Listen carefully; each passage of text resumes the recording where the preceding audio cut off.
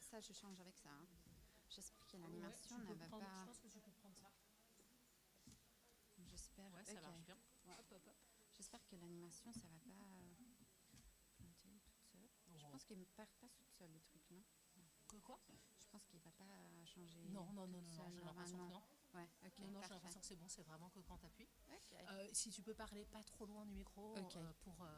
Donc pas pour Vincent, mais pour, Hello. pour les gens qui sont en ligne, qui t'entendent grâce à ça. Je vais refaire parce que les gens sont toujours un petit peu surpris qu'on parle là-dedans et que ça n'avait pas d'effet. Ouais. Je rêve. Oui, en fait, je suis ça.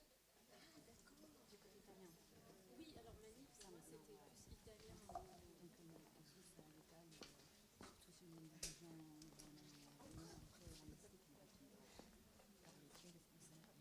Avec le français, ça se passe bien, mais non, c'est ça. Bon, j'espère qu'on aura réservé la prochaine fois. Oui,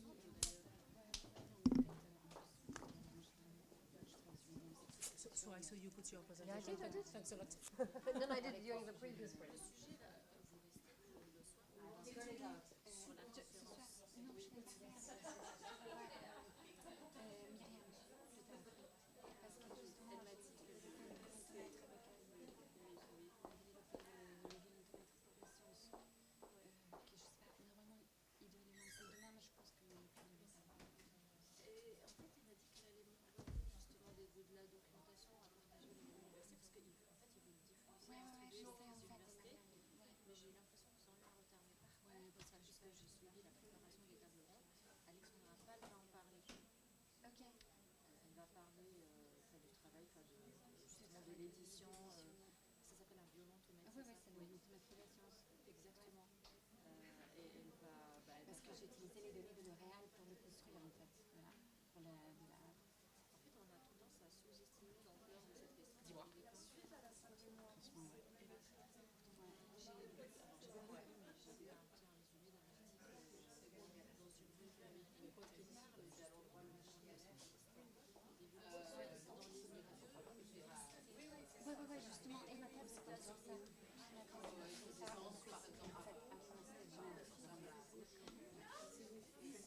J'ai vu des films, mais ils n'étaient pas qualifiés quand même nombreux. Oui, exactement. Mais là, ça commence à redevenir en Europe de plus en plus, mais c'est vrai que Là où il y a les ascenseurs, là il n'y a qu'un seul ascenseur. Et là, les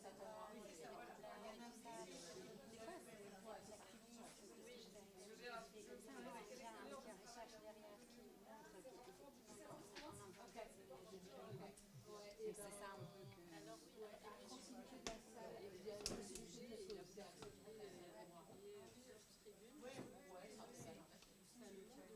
Et sinon, près de la salle de Noiroux, on voit exactement le sujet de l'impression. Je sais, des fois des choses, mais on va à chaque fois. Est-ce que tu sais si l'équipe technique a pu régler le souci? Ou t'as pas entendu parler? Ok. Et il m'a dit qu'il a changé le Ok. C'est juste pour... Mais je n'ai pas demandé de manière spécifique. Non, mais je pense que si nous auront dit, je pense que ça va. Je pense qu'on peut commencer, non? Ouais. Dès que les quelques personnes là sont rentrées, on va... Tiens, merci. Je te montrerai? Ouais. J'ai Je vais essayer de parler lentement parce que sinon... Pas de stress. Tranquille, t'inquiète. Tout va bien. On peut se permettre de prendre quelques minutes de retard et on peut se permettre aussi qu'il y ait un peu d'avance. Il n'y a pas de souci. Ok, parfait. Particulier.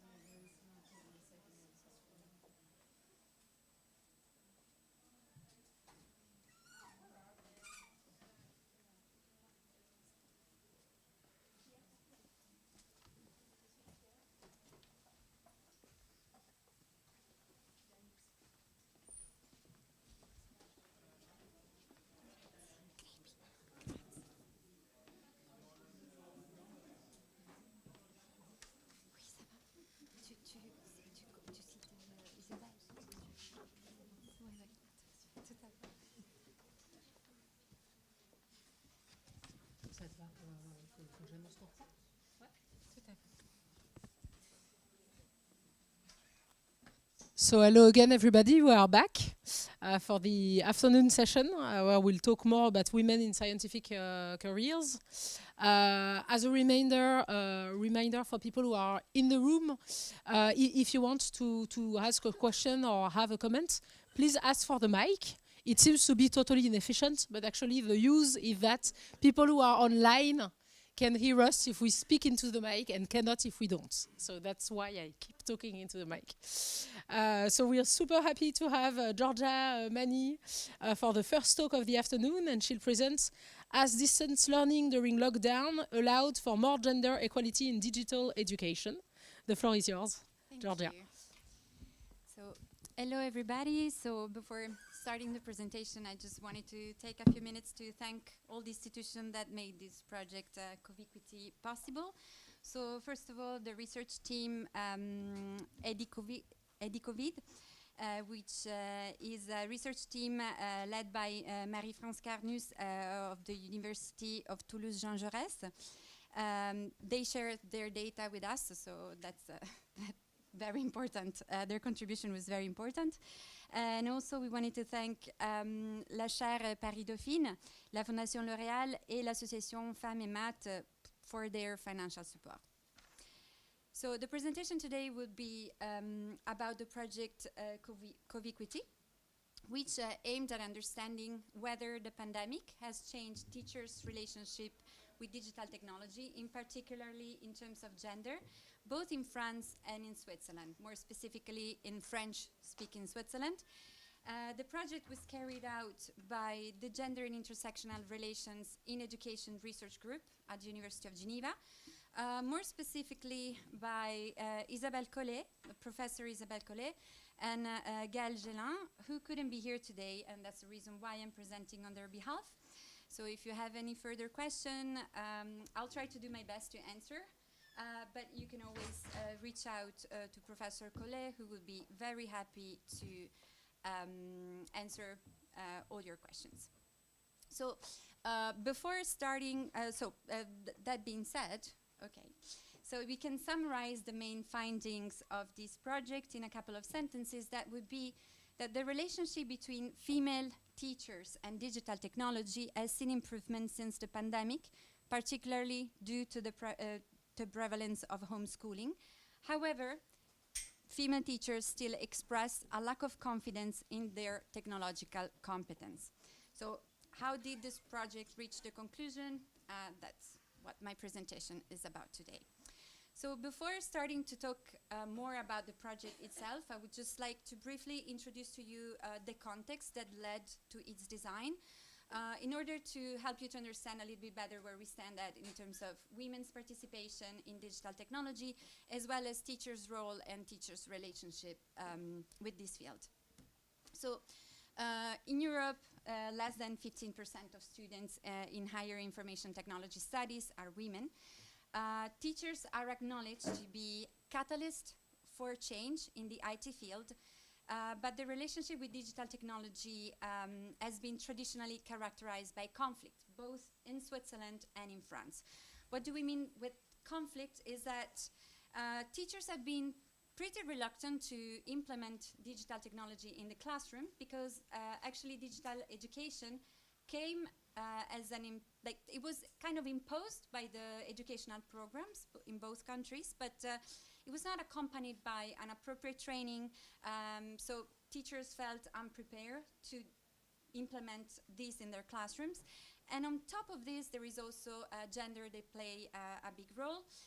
Because despite the fact that research has shown that there is an absence of a gender gap between the skills that are employed by male teachers and female teachers when it comes to the use of digital technology, teachers' attitude, it's really very much influenced by gender. So on the one hand, there are male teachers who feel that there are more competent users of digital technology, those that are more in favor of using digital technology in their classrooms, whereas on the other hand, we have female teachers who feel that they are less competent than their male peers, and actually they are more cautious in using digital technology in their classroom. When the pandemic arrived, this kind of changed the situation because like digital technology was a need actually. There was a widespread use of digital tools to keep like the pedagogical continuity. So all teachers needed to urgently integrate digital skills into their daily practices. So given this consideration, the two main research questions that the project wanted to explore was, has the period of containment or confinement altered the perspective of female teachers on digital tools, particularly in terms of their sense of competence? And what enduring impact has it had on teaching practices, on the teaching practices that they developed? So in order to address these questions, actually Coviquity, so this project, used the answers of a survey, EDICOVID, that was addressed to primary and secondary school teachers, and it was conducted under the supervision of Marie-France Carnus of the University of Toulouse-Jean Jaurès.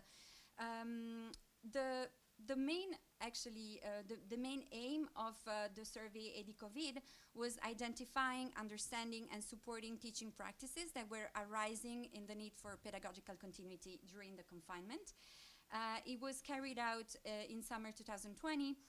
It was completed by 3,125 teachers, 1,594 in France, and 233 in the French-speaking part of Switzerland. From this survey, we look at the project Coviquity, look at three main dimensions, and the questions were related to the degree of connections, the degree of appreciation of the teachers' degree of appreciation of digital technology, and teacher self-assessment of their digital skills. This was also followed by 24 semi-structured interviews that were carried out between January and April 2022. 12 with primary school teachers, 3 male and 9 women, and 12 secondary school teachers, 5 men and 7 women, both in France and French-speaking Switzerland. And these participants were selected because they were actually the ones who, in the survey, answered that that they feel that the confinement changed their relationship with digital technology. So, if we look at the results of the quantitative survey, what we can see is that for female teachers, there is a notable shift in the relationship with digital technology. So, for primary school, things remain pretty much the same, but for secondary school teachers, what we can see is that women exhibit significantly greater, they are more at ease than men to approach digital technology used in education. Male participants, they were somehow sometimes refraining for answering those questions, but at the same time, when they were answering those questions, they were saying that there was no change in their competencies. If we look, for example, at the degree of self-assessment of digital technology skills, we can see that at the beginning of the confinement, women were more likely to identify themselves as not specialists, so not digital specialists, or rather not specialists, whereas men were more likely to declare themselves as specialists or rather specialists. So we can see here that the findings are more likely in line with what the literature was saying when I was introducing to you the context of IT education. If we look at the answers in the self-assessment at the end of the confinement period, we have women that reported an increase in their skills. And for men, again, there was reporting no change in their digital skills. If we look at the results of the qualitative survey, meaning the qualitative interviews, we can see that when primary school teachers talk about their relationship with digital technology, we see that it's not a level where digital technology is really used. They really implement few practices. They have minimal skills, minimal digital skills, and they are not really interested in integrating digital tools or using digital tools in the classroom. when we look at secondary school teachers before confinement, we can see that the kind of practices that they use are basic practices. Is to say, they use Office software or word processor or maybe sometimes Excel, but it's really not they don't really look for they don't really research for how can they improve their digital skills. They don't look for professional development. They really keep things at the basic level. And women, they are lagging behind in incorporating digital technology in education settings. So, for example, here we can see what the women participants tell us. It was clear that we weren't at the top of our game in terms of the implementation in the classroom, that's for sure. Well, yes, me clearly, I mean, I knew I wasn't not very good, laugh. Among men, there is a clear interest and they already consider themselves more competent in the field. So I was already, in fact, creating a few small applications. Well, I don't think that there are 300,000 teachers with YouTube channels, so I'm pretty digital. So we can see here that female teachers tend to use a more negative language to describe their practices, whereas women seems to be to define themselves as more skilled in digital technology. If we look at the result after the confinement, we can see that for both primary and secondary female teacher, when they share an experience of improvement of their digital technology and also, I mean, their digital skills. And also, but also they have these, they are not really sure about the skills that they acquired. So they kind of feel a little bit more shy to talk about the fact that they actually have skills. So here we can see that they are, their discussion is more like for this participant is, well, there are a lot of things, creating document of things that like teaching support that I have to improve and adapt to. I learn a lot, so I look for lots of resources, I read a lot, so I've, of course, improved. So the way in which they present their practices, it seems that it was because they've trained a lot. They looked for a lot of things. They did a lot of effort, and they arrived to get these skills. But they don't define themselves as really competent. So they kind of justify the fact that they did a lot of work to get to where they are, but don't describe themselves as still competent in the field. So even when, for example, in the last example, this person is used as a reference from her colleagues that goes and they go and ask for her advice, she says, well, from time to time, well, there is a problem. It's true that they come to me and say, well, you're used to it. So my colleagues say that, the colleagues here, they tell her that because she's used to it, she knows how to answer, not because she's competent in or she has these digital skills. So what we can ask is it about competence or a perceived sense of competence? Because what the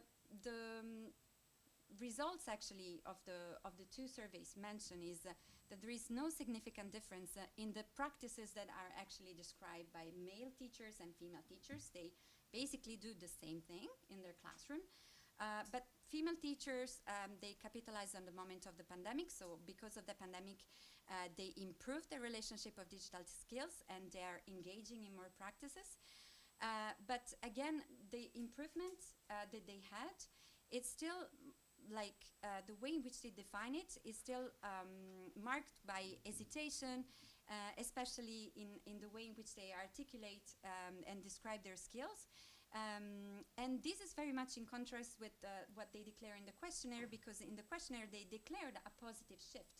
So when it comes to the interviews, the language that they use is not that assertive as the one as the answer that they had in the questionnaire. So another question is it rooted in a low sense of competence, or does it reflect a gender socialization hindering assertiveness, particularly in what comes to technological matters? So female interviewees, they may actually cast doubt on their, in the way they talk about their skill, they may actually cast doubt on the fact that they have these skills, and also they cast out that there are differences between what they do and what other like male teachers do, whereas like what it shows is that they do basically the same thing in the classroom. So to conclude, this research suggests that the gender gap in digital technology is more linked to the representation and the discourse than the actual skills and the actual capabilities of female teachers. And so, like, what the project recommends is, on the one hand, is that the institution should highlight the expertise of female teachers, such as appointing them at a higher level of the institution, because they're underrepresented in the role, especially in the digital education department. That there should be, like, again, better recognition, institutional recognition of female teachers' expertise that kind of help neutralize gender bias in digital education. And also, finally, to have more IT advisors in schools that can contribute to make digital education more gender inclusive, and also show students that these are positions that can actually be held by female. So, yes, that's all. Yes, thank you.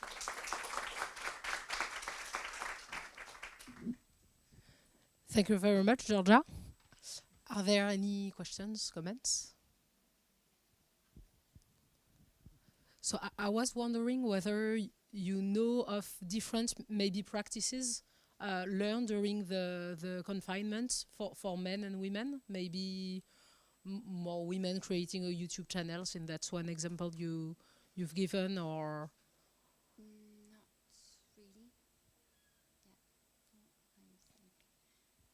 or whether even before the confinement there were maybe differences in what types of technologies the male and female teachers were comfortable with. No, it was more about rather than the type of activity that we're doing, it was more about the quantity of the use of. So male teachers were more prone to use digital technologies, whereas female teachers were less. We're less convinced about the field. So now, in terms of digital education, it is true that after COVID, things have been changed, both in Switzerland and I know in France as well. So from 2021, in both countries, there have been guidelines to how to implement digital education, so there is teachers training is one of the main part of these guidelines. But again, in Switzerland, we have a pretty decentralized education system, so we have government guidelines at the regional level, but then again, it's still the cantons who decide if they want to implement the guidelines or not, or how to implement them. Sure. But I know that now teachers training is one of the biggest things, because in fact they realized that there is a need to introduce digital technology. Which I guess wasn't the case before, right? No. There weren't really guidelines to use, and maybe even there was an idea for some people, and maybe for women more than men, that it was detrimental to use more technologies, more screen time during that's something I could imagine that maybe women are more sensible to that, to the fact that screen time should be reduced, and already you try to reduce the screen time of children at home, and you shouldn't increase it too much during the class time. Or? Yes, and in fact, there are some data that were collected in 2018 in France on the TALIS, that is a OECD survey on teachers' practices, and there was just 36% of teachers that were introducing digital skills in their classroom. So it was not really a very high percentage of who were the people that were using digital skills. Yes. Thank you.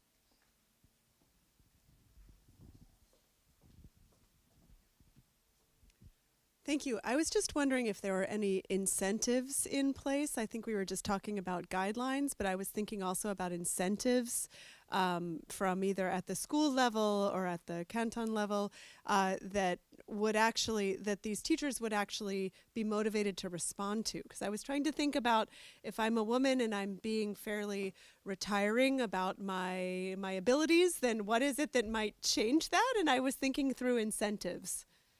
Not really, so teachers training doesn't really work through incentives, and even when they try to put some incentive, like I'm thinking about training on gender issues, for example, that are normally optional in the offer of in-job training. They're not really, they're not the one that are the most followed by teachers actually.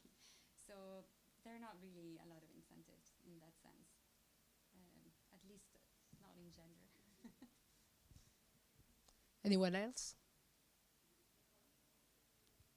Well, if not, thank you very much, Georgia. Thank you.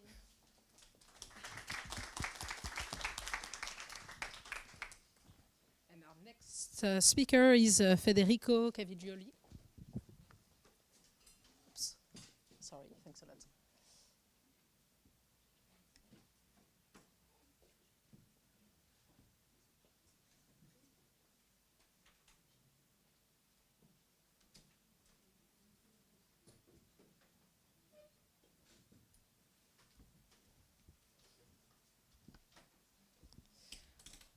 So Federico Cavigioli will now present Stars Have No Gender, Female Inventors and Teams. The floor is yours. Hello everyone, my name is Federico. First of all, let me thank the Women in Science Chair for the financial support and also the organizer for arranging everything for our stay here and also this meeting, which is very interesting, and to me it's very important to meet other people from other fields and have different perspectives, so it's very enriching. The project I'm going to present today is the result of a work co-authored with Alessandra Colombelli and Chiara Ravetti. So you see the gender bias applies also with the presenter, but in the opposite sign. This work is currently under review on research policy, and we hope that at some point we get some feedback, but just to update on the status of the result of this project. The motivation for our work lays on observing that there are some general patterns on innovation. The innovation is becoming more and more complex, so teams are more and more important in the development of new breakthroughs and new developments, especially in technological innovations. At the same time, there are some outstanding innovators, which we call stars, that can quantitatively and qualitatively impact on the trend of innovation trajectories, and also can impact on teams by indirectly fostering their performance through learning and emulation, and also by giving access to new resources and new networks and so on. As you are all aware, there is a significant gender gap in this area, so especially in patenting, males are around now 85–88% of the inventors, and this gender gap is even more severe when we focus on these outstanding individuals, which we call stars. So we start from these and from these stylized facts, and we question if there are some correlations between the composition of the teams of the inventors and the career of our inventors. And we measure the career of inventors in the time they transition to the status of stars. And at the same time, we want to investigate if the presence of stars in the team of inventors can mitigate the original gender gap in patenting. So just to give you some concept of the context that we are dealing with. There is a general consensus on diversity as a driver for new innovation. So diversity of expertise and of competencies favors recombination and leads to new innovation. But when we come to gender diversity, the evidence is quite mixed. So there are some studies that tell that diversity can foster innovation, gender diversity can foster innovation, but other studies tell us that it's better, there are more, the performance are better when there is some homophily in the composition of the group. So whenever there is not such a high level of diversity. As I said, in patenting, there is a significant gender gap. It is improving in time, but it's still very huge. So nowadays, it's around 13–15% of women among inventors. And in this context, with such a impaired, unbalanced majority and minority, homophilic collaboration can work in different ways. So, for example, for male homophilic collaboration, this can happen quite often because they are the majority, and this can act as a flywheel, improving even more their performance, so getting access to more resources, more networks, and so on, in a sort of Matthew effect, where it rains where it is already wet. On the contrary, with female collaboration can lead to the opposite sign of compounded disadvantages, because this is the underrepresented category, and so all the negative aspects can accumulate and amplify the glass ceiling situations. So we formulate our first hypothesis, and that is what we want to study with our empirical approach, that for an inventor, the time to become a star is correlated to the composition of the team, and especially if there are more women than male among the co-inventors, this can lead to a slower time to become a star. On the other side, if you have many male collaborators, it's easier for you to become a star, and it takes less time.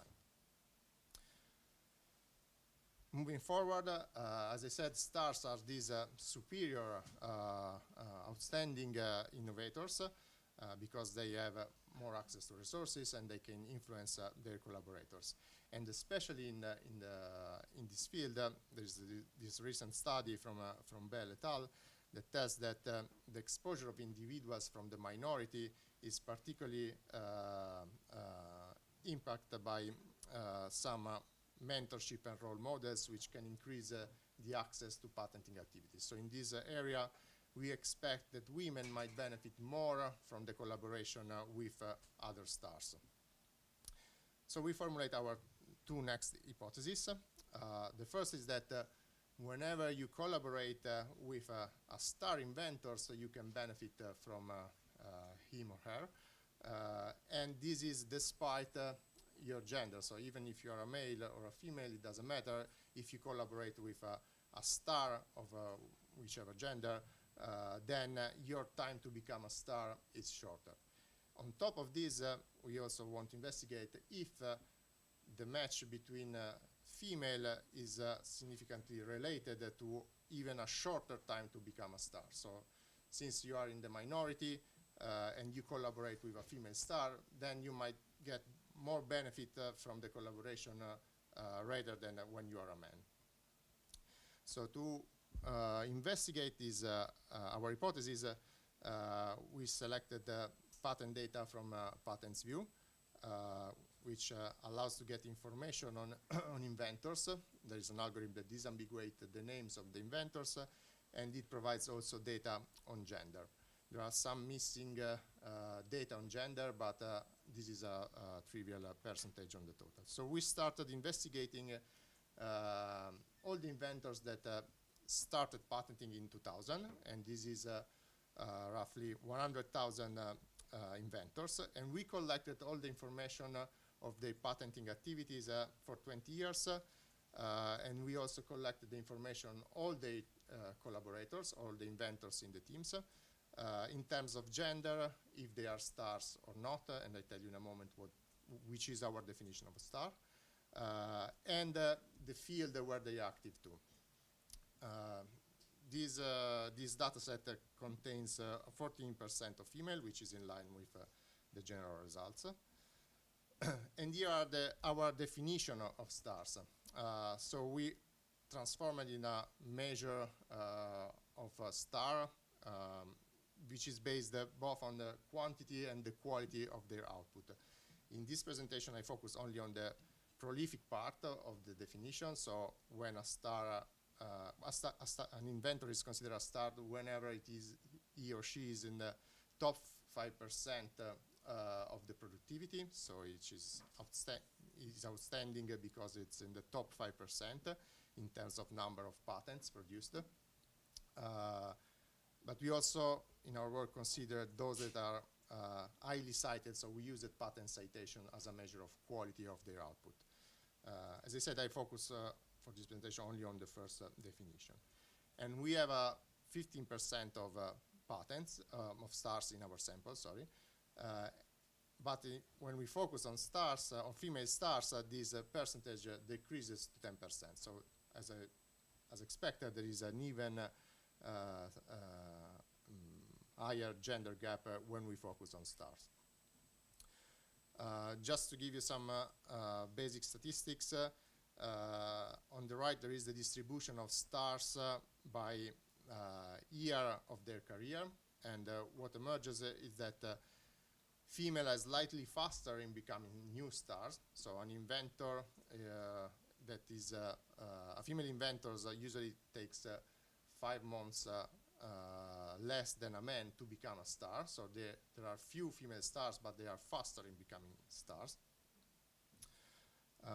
And of course, there are differences across the fields. As you can expect, fields are gendered, so pharmaceutical, biotech, food chemistry, and so on are fields where there are more female inventors, also more female stars, while masculine fields like transport, mechanics, civil engineering have a lower presence of female and a lower presence of female stars. So to test our hypothesis, we used a survival model approach that models the time to reach stardom, so the transition from normal inventor to outstanding inventor. I can skip some of the statistics here. We want to study this time to become a star inventors, focusing on the characteristics of the team of inventors that collaborate with our focal inventors. Okay. So in this type of models, whenever you see a positive coefficient, it means that it takes more time. That driver is associated to a longer time to become a star. So positive signs are actually bad in this case, because it takes longer to become a star. As expected, if you are a female inventor, you see positive signs, so it means that it takes longer controlling for everything to become a star. So on top of considering all the differences across sectors, across times, then we see that if you are a female, it takes longer to become a star. This is what we expect in general. When we focus on the co-inventors, we see that if you collaborate with a higher share of female inventors, again, it takes longer to become a star. So if you collaborate with a female, it's bad because it takes longer to become a star. If you collaborate with male co-inventors, it's better for you because it takes a shorter time to become a star yourself. And this confirms our first hypothesis. When we focus to star co-inventors, something interesting emerges. First, anytime you collaborate with star inventors, it takes shorter time for you to become a new star. So we find this positive effect of stars on your career. And this is also it is confirmed, and even we distinguish between the gender of the co-inventor. So if it's a star female co-inventors, or if it is a male star co-inventor, it doesn't matter. You still observe a positive effect in your career, and you become a new star faster than when you don't have stars that help you out. And finally, just to try to understand what does this mean in more practical terms, we observe that on average women are 37% lower in becoming a star, but when there is a new star in the team, this lead to a reduction in the time to become a star. And this is true for male and for female, but the differences between the impact of this effect on female and male, it's more intense for female. So the impact on female is larger. We observe on average 18 years less than if you are a female collaborating with stars. So it seems that stars can compensate the initial gender gap between the two genders. So we performed some robustness test on this on our models. The first is to distinguish between our definition of being a star and the effect of seniority. So we distinguish between the two cases, and we observe that actually our definition of stars is unrelated to seniority.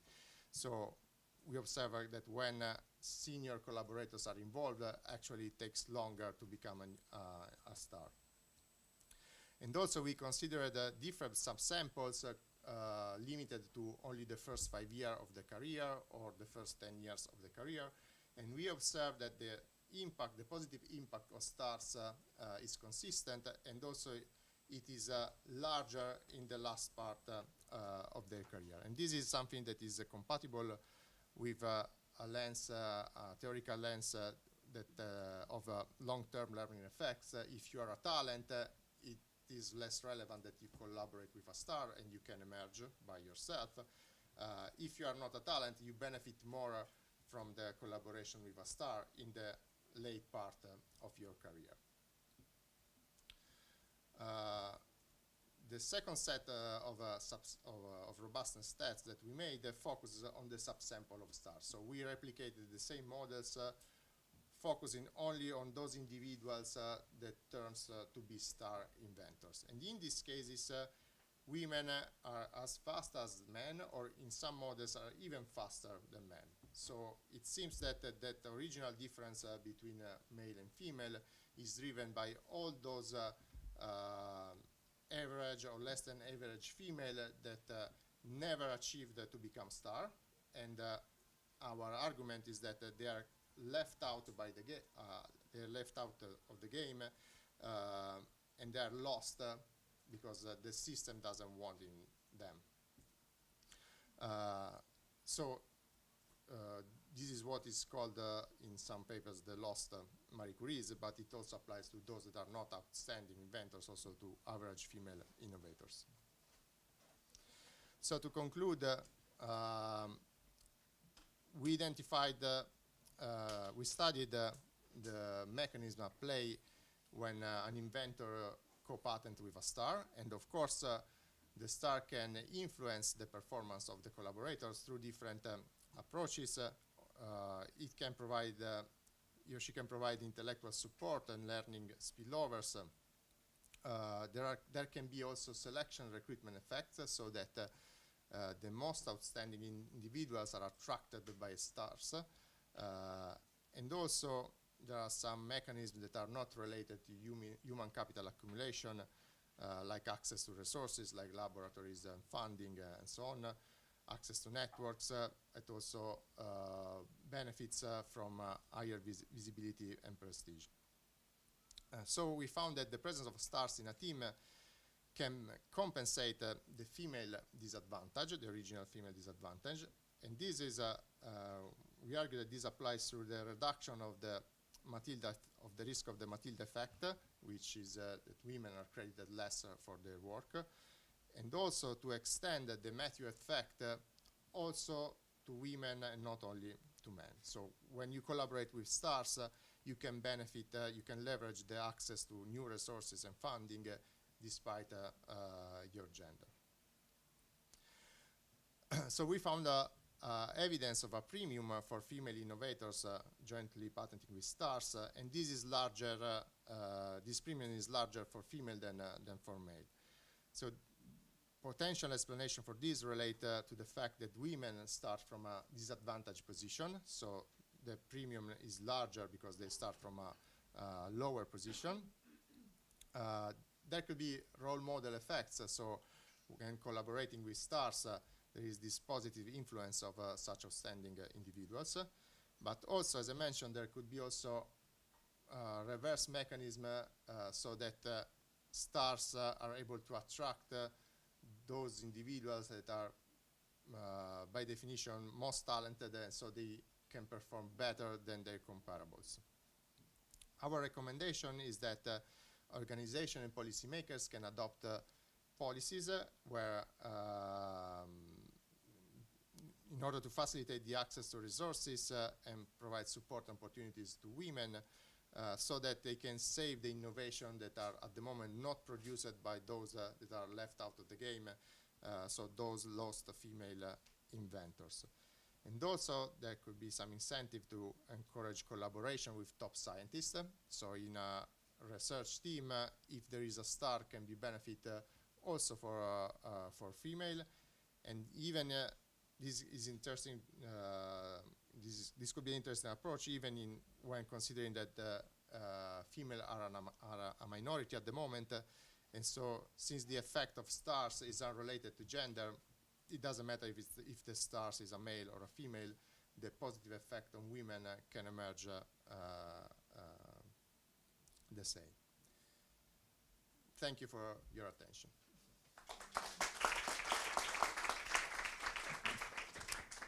Thanks a lot, Federico. Are there any questions, comments? This is great. I really enjoyed the paper and the analysis. I just have a couple of slightly more technical questions. So we know that on average patents are not cited. Even in the median, they're not cited. So you kind of alluded to this when you were looking only at superstars, but really if you just focus on the subset of inventors that are cited at some point, would you get different average results? Or said differently, are more women never cited than men in patents? So that's one. And the other question, which kind of derives from what I'm going to present later, is there a different, are the female superstars placed differently in organizations compared to men? So do we find more female superstars in non-for-profit organizations like universities, research centers, versus, you know, your L'Oreal lab, your whatever corporate type organization? Okay, concerning citations, what we did in this study is to apply two different definitions of stars. One is based only on quantity, the other is based on quality. There are some slightly different results when we use the two definitions, but in general the results are consistent. So the results hold even when you use a quality-based measure. In this study, we are not focusing on the distribution of the citation or so on. In a previous work, we did that, and we found that actually when you use citations of quality as a measure, actually it appears more that women are performing better than men. So when you shift from quantity to quality, you observe that the gender gap is reduced, basically. And that leads to the fact that maybe men have access to more resources, more networks, or something that is not related to talent or anything else. Concerning where these people work, We have not that information, so we have not examined if they are in a university or in a larger research center, small companies or not. There might be differences. I mean, those differences are important for policy, right? Because you made some very interesting policy suggestions, which I agree with. But basically, if you're working if the majority of these female superstars working for non-profit type of organizations, that means that there is some flexibility in that type of workplace that allows them to be successful, right? So then there is a nuance. And in Patent's view, you should be able to find the assignees' information, and therefore you'll know who they're working for. Yeah, we can somehow define at least the largest patent producer and compare with if as a control for our results. Yeah. Thank you.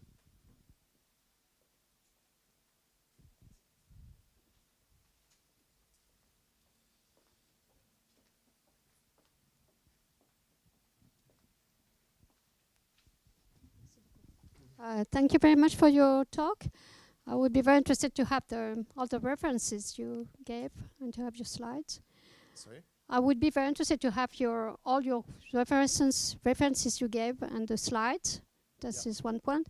But my remark, there are two remarks about that. First, what we see in universities is that women stars, they get all the committees and everything, like the women who are not stars, I mean, identified as stars, don't get into committees. So then there's really a problem because, they're just totally invisible. It's true for men too, but not as much. And then the women who are stars, they just complain. They say, well, why do we have to do all that stuff, like recruitment committees and everything? This is the first remark. I'm talking about universities, which I know.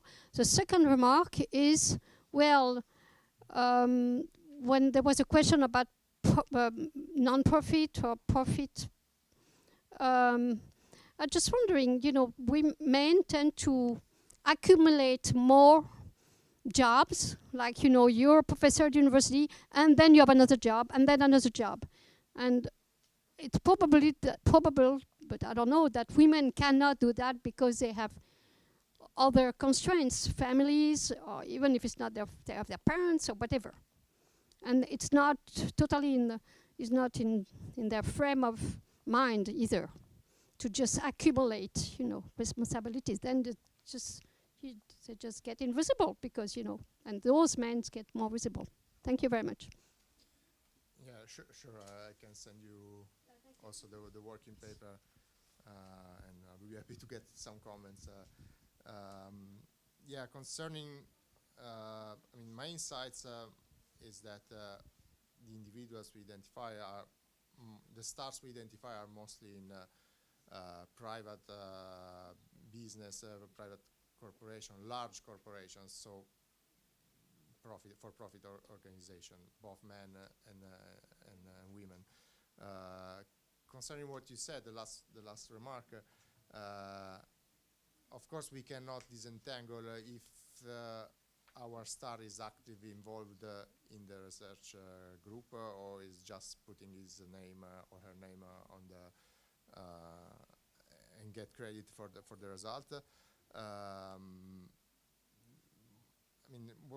What we can see from the result is that even if there is this behavior, it doesn't matter if the star is a man or a woman, the impact, the correlation with the positive externality towards those that are not stars yet is particularly relevant for females. So even if you are a star, like a fake star that is not actively involved, but just put the name on it, and you work with someone who is not a star, the non-star can benefit from the collaboration.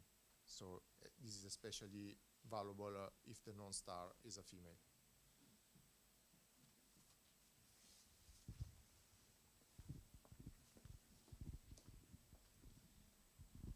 So thanks, Federico. So you mentioned in your a couple of times the paper of Azoulay, the Azoulay 2010 or 11. And I also am going to mention it, so it was interesting. So, like, if you want to move, not for this paper, but I guess also using a little bit more of the financial support now, of the additional support of the chair.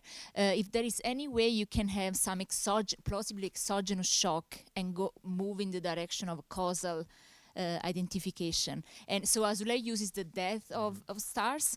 I mean, at least for a subsample. I mean, it's also a bad IV, but it's it's an exogenous thing. I mean, I was wondering about maternity leave for women, which is not completely exogenous, but I wonder whether for a subsample of these people you could use some sort of exogenous thing to be able to, go into the direction of a causal identification of this. I mean, this is already super nice, so I was wondering whether you have any idea. No, we thought about that. We don't have those type of data, and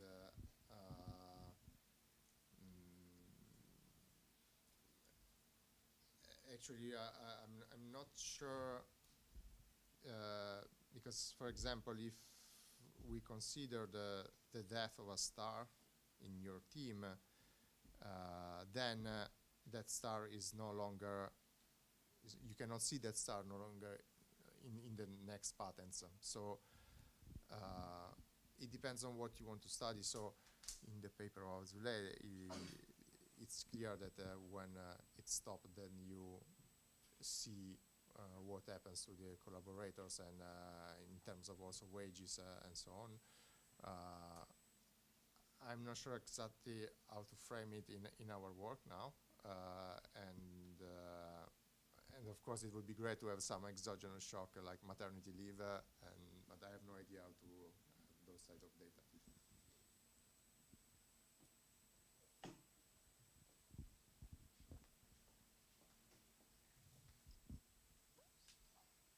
What time period does your data cover? From 2000 to 2019. Okay.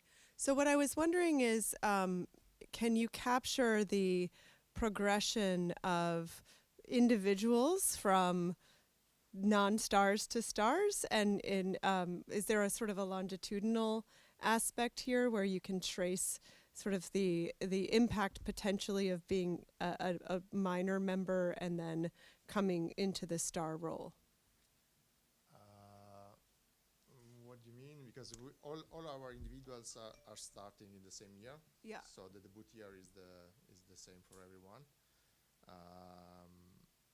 and our framework exactly does that. I mean, it focuses on the time to become a star. Yep.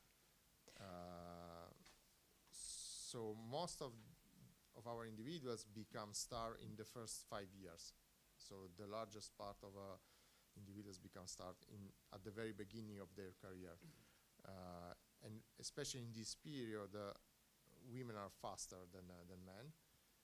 And our hypothesis is that there is a selection mechanism at play. So these are the most motivated women. So in relative share, they are faster than the male, because male can include in their pool also those that are not so star, a bit less than star, but through other benefits can reach that status.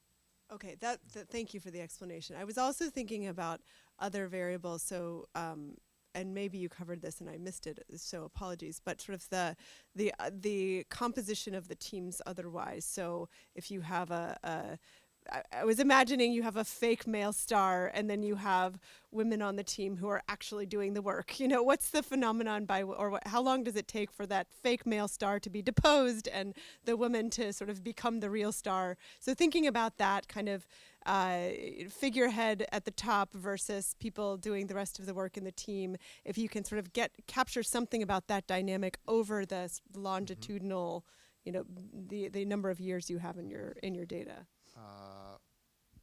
What could we do in that direction is to identify the teams where there is a male star, and then track the behavior of potential female collaborators, and if it works differently from the general sample. We have not done that, but it's something that we could do, and maybe it could be interesting to see if there is already a star, a male star, if it's possible. So if it's easier or harder to become a female star.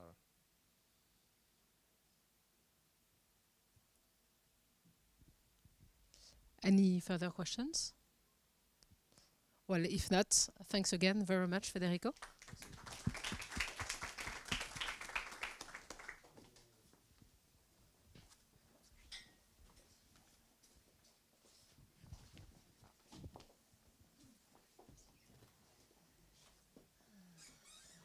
Maybe you want to close it or reduce it. Sorry, I should have done it. No, it's okay. No worries. And then it's right here. Yes, I'm pretty good with this is going to be more fun. We'll get there. I think you had it affichage. No, the next one, affichage. And then mode plein écran. Right. Perfect, should work. Yeah. So our next speaker is Elvira Sogili, who will present Unraveling the Roots of Gender Inequality in STEM. Great, thank you. Thank you for having me here, and thank you for sponsoring this project. It was one, I think it's from the first wave of projects together with Charlotte that spoke earlier, so it's been a long time coming, and we really appreciate the support. So this was joint work with Emile Caron, who was a colleague of mine at Erasmus University, and David Reeb at National University of Singapore, and Wing Hua, who is a long-term co-author of mine in various areas. Now, some of you in this room are economists, and we know that in the economy, when we do a lot of economic modeling, what we think about is an island with a Robinson Crusoe. But really, most of us would agree that the economy nowadays is a majority women, given the world's population, right? So at least half, but a little bit more. And Warren Buffett credits women for a lot of his achievements. So one of his most famous phrases is, "One of the reasons for my great success is that I'm only competing with half the population. America has forged its success while utilizing, in large part, only half of the country's talent. Imagine what we can achieve if we use the other half."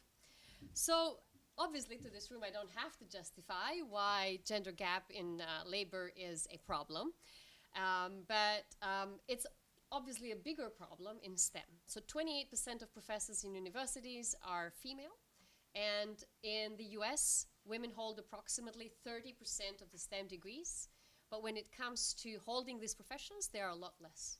And in general, they leave these fields at half the rate of men, at twice the rate of men. So what does the literature say? And I'm very grateful for the previous papers this morning and also now that kind of cited some of this literature. But there are two very strong streams in this work, which is, well, the first one is there is clear inherent differences and preferences that lead women to opt out of STEM careers. So basically women's preferences for reading, rather than pursuing STEM. Women excel in math, have a more pronounced advantage in reading than in their math, regardless, so they will choose reading. But sometimes there may also be a design of the STEM courses which is tailored to male styles. So that's sort of group one. It's a preference. Why are we bothering with trying to manage this? You know, it's women's choice. The second category is really more about ideology and workplace that shapes women's participation in science and technology. And this goes back to the first work that was presented that clearly tells us that society subjects us to different standards and also different expectations. So in addition to this, we know burden of housework on women restricts their ability to invest in time-consuming careers, and STEM careers are much more time-consuming. There is hidden cognitive toll of houseworks, which can be at times alleviated by public health care and childcare. And a lot of the times, societies tend to minimize housework obligations, and which enable women to participate more in STEM. So these are two pretty big camps in this argument. So is it really preference, or is it how the society enables us to do? And whether psychological preferences truly foster gender inequality in STEM is an empirical question. And our research questions are, what are the roots of this inequality? and we explore whether underrepresentation of women arises from inherent psychological differences or household impediments. And we do this by investigating female participation in science, and here I'll put in brackets in innovation really as a subset of science, over time, across countries, and across institutional structures. So I'll do what people in management mostly do, which is have a hypothesis development. We don't have a real model or a toy model, but we will base sort of the hypothesis that we test on work that other people have done. So the first argument on the psychological preference suggests that female scientist participation rates should remain consistent across countries with equal access to education, right? So if we're all equally well trained, women, whether they're based in France or in Germany or in the US or in Canada, should have similar preferences, because this is really a gender inherent preference, right? So aggregate level then of scientific innovation may vary across countries, but female participation across countries should remain the same. So our first hypothesis is that female participation rate among countries with universal education, holding education constant, should be similar, or no statistical difference across countries. Alternatively, the unequal burden of housework can affect labor participation. And I have listed a few papers already that shows us that attitudes towards family formation, time spent in housework, childcare, and so on are important determinants.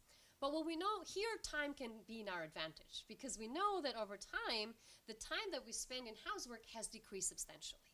So it used to be about 50 hours a week way back when in the 1920s. Now we are down to about 26 hours a week in the beginning of the 2000s. You know, washing machine, microwave, all of these things have made our life easier. Out of these 26 hours a day, about 21 hours go to childcare, or teaching your children what they weren't taught in school, or cooking for family, and so on. Right? So that has not changed, actually. This proportion of time that we spend on childcare has remained reasonably constant over time. So reduction in housework time for women should come from non-childcare related technology that assists homeworks, and that leads us to our second hypothesis, that housework costs have declined with technological advances, so the proportion of female scientists should steadily increase over time. The third hypothesis that we look at is differences in categories of group of countries that have had different treatment. So I come from Albania, a country that lived under, well, probably the harshest communist regime around the world and a very long time. And part of what happened during communism was that gender equality was championed as a core principle. So communist countries nearly doubled childcare facilities while concurrently decreasing childbirth rates. And policy makers in these countries basically put in a lot of effort into changing the policies as well as the reality on the ground to accommodate childcare, to minimize meal production efforts, and to enhance women's education. So childcare policies in these places suggest a higher female representation in ex-communist countries than NATO counterparts. So if between the preference versus environment choices, there is some change or some shock to the environment, then the proportion of female scientists will be higher in ex-communist countries than in their NATO counterparts. And then finally, there may or may not be differences across institutions. And I was alluding this to the question that I was asking earlier. So housework adjustability is important. And it looks like nonprofit organizations, on average, allow employees to have a lot more flexibility and more autonomy in their careers, so to address their housework demands. And therefore, our last hypothesis is that the proportion of female scientists should be higher in public institutions than in private institutions. So how we do this? So we basically look where there is light. So we look where we have information about the type of scientists and the type of work that they do. So we look at inventors, and we have inventor names for all patent offices around the world. We have a sample of 127 countries with at least 100 patents in the sample. The data itself starts from 1780, but we sort of discard the first 100 years, just too much noise around there, and nothing really much happens. So we start from 1890. We have over 30 million individuals in the sample. The final sample consists of 22 million individuals whose names we can assign a gender to, and out of those, 3 million are women. We have information on patent applications, approvals, their role in the research, as well as citations. So how we do this is we follow previous research which has been published in Nature and Science and match genders with individual names using name lists. And we need a minimum 60% chance of a name being of a particular gender. So for example, Andrea is a complicated name because in some languages it's male and in some languages it's female. So people named Andrea will not be classified in our sample. It's just too close to call what this person is. Okay? And that's why we lose about 5 million individuals in the sample. Yes? Maybe you could use the country and the name. Yes, we do that. For Andrea, for example, if you have Italy yes, and we do Andrea. that. We do Okay. that. But All right. in Italy, for example, Andrea could be male and female. Oh, okay. It's All right. like almost like a 50-50 chance, so it's more complicated. Yeah. Okay. But I agree. Thank you. That's what we do. We also patents are grouped, and we have this information on company, university, not-profit, hospitals, individuals. All right, so I'll start with the second hypothesis because documenting time trends is a little bit easier. So as housework costs have declined with technological advances, the proportion of females has steadily increased. And we can see this from 1890 till 2010. We started at about 5% at the beginning of last century, and then we are at about 18% nowadays. Now, one very curious alternatives explanation that has been thrown at me is, but of course, all of these women just have been added there because the organization will look more gender balanced, right? So we'll just kind of add them in as tokens, token women. So I took that very much to heart. So I went and looked at female participation by quality. So what we have in this graph is the proportion of the top 1% producers of patents in the world that are female. And you can see that proportionally, more than 20% of women are in the top 1% patent production are women, which is higher than their average participation. So obviously they are pretty good at what they're doing. Another way to think about it is do this via citations. So again, looking at the top 1% of citations, these proportions are similar to their entry into the profession. So it's not really tokenism that we're talking about. But that's something that I just want to rule out off the bat. The first hypothesis that I started with is, well, if these are preferences, women should exhibit similar preferences across the world because this is a gender immutable, untransferable type of preference, right? That's the argument that people are making. So this little graph here shows to you the percentage of female inventors in our sample across countries. And as you can see, there are a bunch of countries where there is over 50% of women that are inventors. And then there are some where there is less than 7 or 8%, Australia being one of those. So it's clear that if people had the same preferences, well, if gender was the determinant of the preferences, we should see one monocolored graph or very little differences. That's clearly not the case. Okay, so there are many countries where there is a majority or a very large proportion of scientists that are women. Now, I just want to show you how this changes over time. So we look at the cross-sectional variation in means, and this is done by decade.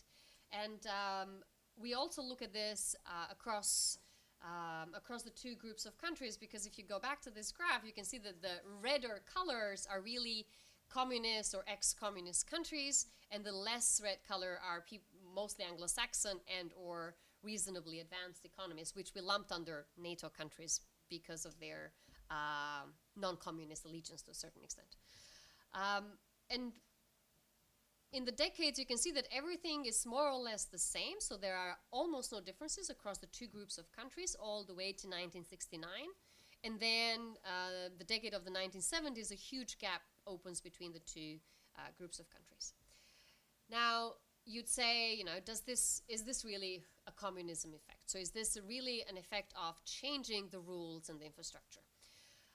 So we do this through a regression analysis. So we start with something very simple. We just take the countries and their female ratios over time, and we have a dummy variable of whether the country was communist at any point in time. So this has nothing to do with timing. It's more, at some point you were, and was there any difference introduced by this? And we do this by decade. And if we focus on the different decades, you can see that there is absolutely no difference. The standard errors are in brackets below. There's absolutely no difference between communist and other countries all the way until 1960, and then the significance is very strong after 1960. Now the question is, does this have anything to do with the introduction of communism? So we start becoming a little bit more sophisticated in our econometric technique. So in the first two columns, what we do is we look at whether we have country fixed effects and we have time fixed effects. So we are trying to remove any differences across countries that are basically that are homogeneous or non-time changing or non-time varying. And we find that the coefficient is still highly statistically significant. Now, many of you will say, though, but how are you comparing, say, a Russian to an Italian? Right. Fair point. They are culturally very different, even though if we really stick to the preferences hypothesis, there shouldn't be there should be a difference in levels of participation, but not necessarily, in levels of innovation, but not necessarily of participation. Now, we take full advantage of the beautiful natural experiment that the German separation gave us, and what we find is that we here use basically in column 3, we use the only East and West Germany, and information only about East and West Germany, and we can see that this coefficient is even stronger than in other settings. So keeping characteristics of people similar, but subjecting them to a different shock gives us an opportunity to say, well, there is definitely something to do with the infrastructure changes that happen between East and West Germany. And I can tell you loads of other anecdotal evidence that I haven't been able to key into a research paper on this. And the last hypothesis was related to participation across institutions, and we've done this in, again now, just because I didn't want to spend a lot of time sort of giving many data points, but we focused on 3 periods. The period where we know nothing happened, which was 49 to 69, the period where the gap developed between 70 and 90, and then post-1990. And we have kept this separation between communist and NATO. So the blue and bluish shades are NATO countries, and green and greenish shades are communist countries. The darker shades are public public organizations, and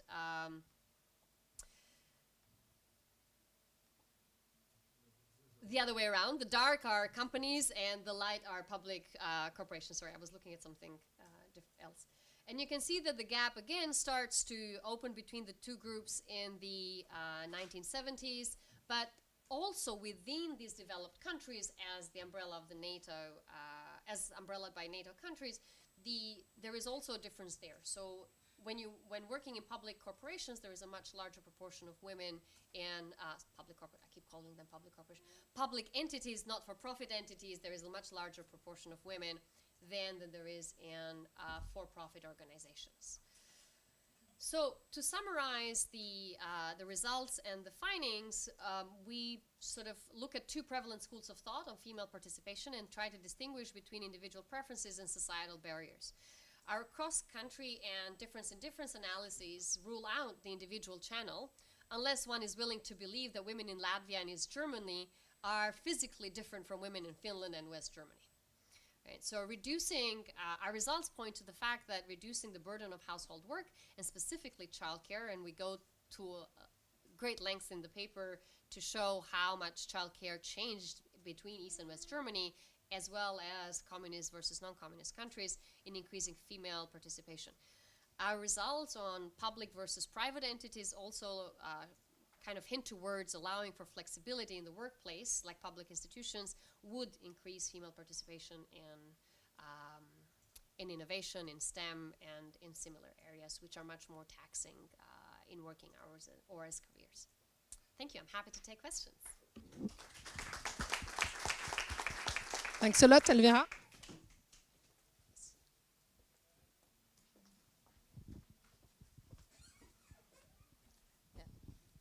So thank you. So thank you very much, Elvira, for your presentation. I'm just wondering, because you were silent on that, don't you think that the global level policies and programs and advocacy has something to do with some of your findings? Because from what you presented, it looks like there's been significant progress since the 1970s. And if you look at the history of feminism, women's rights, we've had a series of course, the very first UN Conference on Women started in the 70s, and we've been very, we've had other conferences, the Beijing, we've had the Millennium Development Goals, Sustainable Development, on all of these major conferences, frameworks, and policies, touched on some of the issues that you have raised. But you were a bit silent on that, so I just want to find out, don't you think that it also impacted? I'm sure it has. Yeah. I have no doubt that a lot of our small interventions have helped, right? And some previous reincarnation of some of, okay, so we have a lot of results on this work. Not all of them have made it here. And yes, there are other interventions. One of the striking results that we had was the role of role models, which you also talked about in your work. So role models are really, really important, especially in tertiary education. So those are, I don't want to take anything away from those. And that's why when we look at the difference between communist and NATO countries, so let's assume that the interventions are kind of similar across the board because these are global movements, they affect all groups of countries similarly. When we include country fixed effects, then we are already sort of taking into account anything that has happened at the country level that is sort of fixed across generations.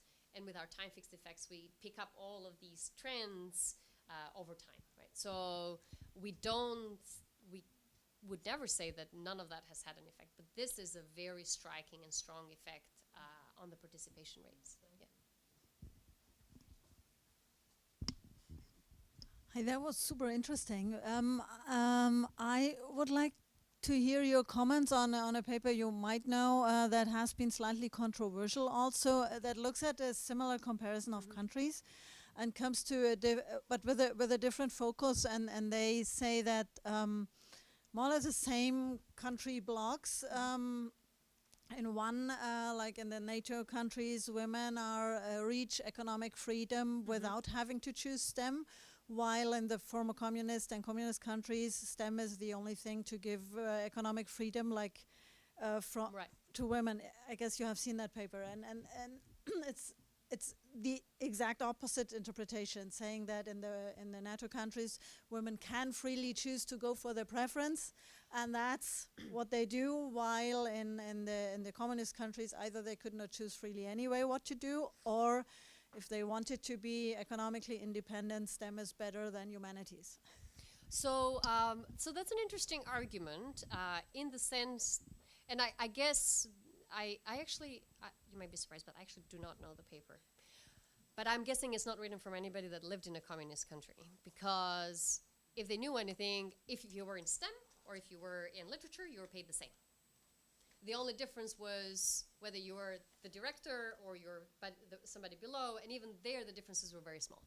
So whether you went in one direction or the other, it didn't really matter. If anything, it was the big egalitarian to a certain extent, where it said, you could pick whatever you think you're good at, and you can go ahead with it, because in the end you're going to make the same, and you're going to have the same type of freedom. Now, I am not, I pointed out the fact that Australia is one of those bottom countries because we think we are liberated, but childcare comes at $210 a day, which is very different from zero. You need to be making a lot of money to be able to afford childcare. right? And this is the case in many, many places. I would say in the US, probably not similar, not this kind of magnitude, but also equally, especially for very young children. Right? So that's not necessarily something I would agree with. Sorry? Try to think when you have 2 children. Or 3, yes. Yes, it increases exponentially. So, So that would be my response to that. But I don't, like looking at data, there is just no difference in salaries. So I don't think that argument makes any sense at all. Any other question, comments? I had just one small comment that, so with some societies that see the aging of the population, there are reasons to be pessimistic, right, about the participation of women, with the burden of taking care of the older parents falling disproportionately on women, unless there's some big public policy. Yeah, that's the next frontier, right? So right now we are all focusing on childcare, and I think there is still, like, there is a strong public movement to try and do something about childcare, but the same is true further down the line, which is aging, and that's much more complicated to resolve. So yeah, I agree. That burden will become bigger, unless we do something about it. Yeah.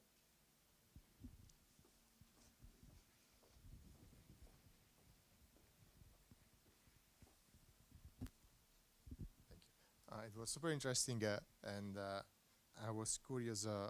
I'm not familiar with this type of lecture. So you identified communism with a dummy, and so it starts and ends in a specific year. It never ends. It never ends. Because once you've been through it, you know, these structural changes have happened and they've become ingrained in the society. Okay. Yeah. Yeah, that was my question. So it starts, and even if it ends, you're still considering. Yes. And is it so? So there's no difference in childcare support?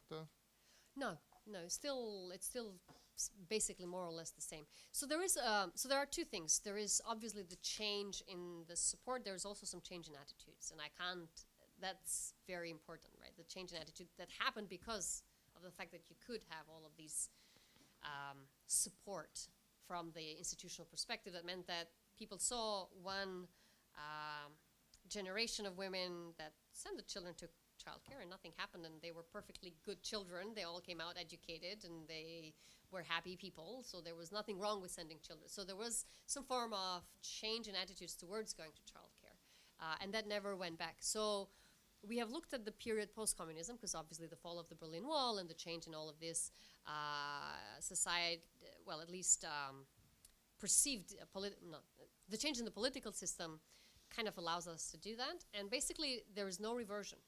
This gap stays there and continues to increase even post fall of the Berlin Wall, which is nice and reassuring to say that once you have implemented the structural changes, they kind of stay with you.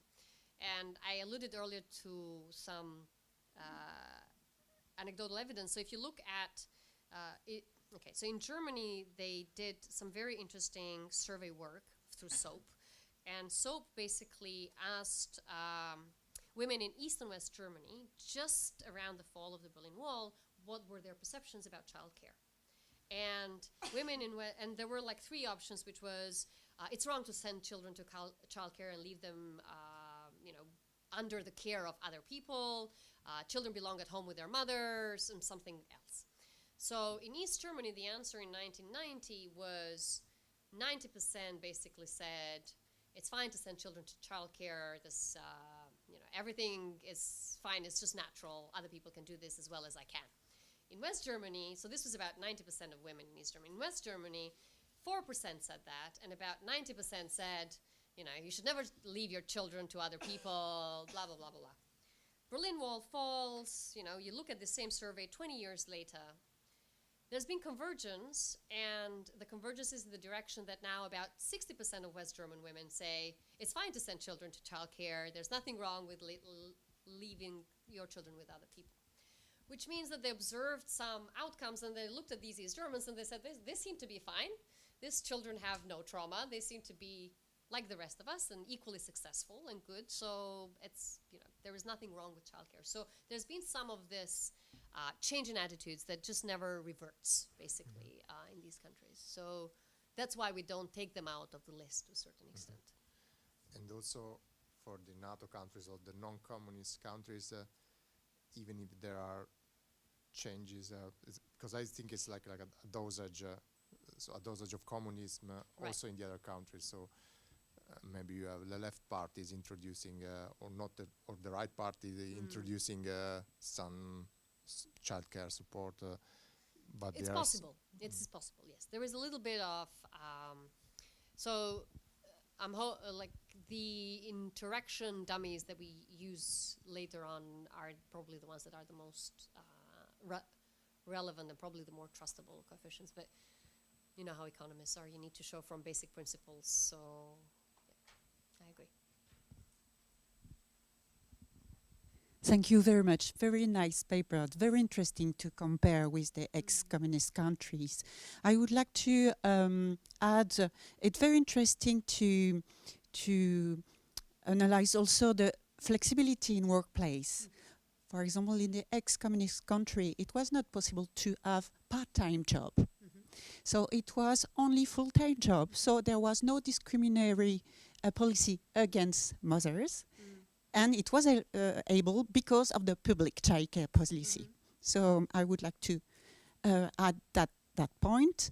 And is it possible also to analyze educational policy? Because in the ex-communist country, it was not the student that chose the field. It was not the family. It was the teachers.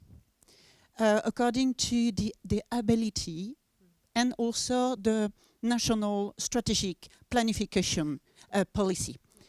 We need more engineers in mining, in electronical, etc. So it was quite constrained orientation, but it was more an opportunity for women. Do you have the data to have that? I don't know. But it would be very interesting to add it in your model. Yes, yes. No, thank you. That's a great suggestion, and I agree that some of it. I mean, it was a mix of choice and need, right? So it wasn't as constraining as you must be doing whatever somebody else says you should be doing, but you had some flexibility, not terribly much flexibility, right? So I agree with you.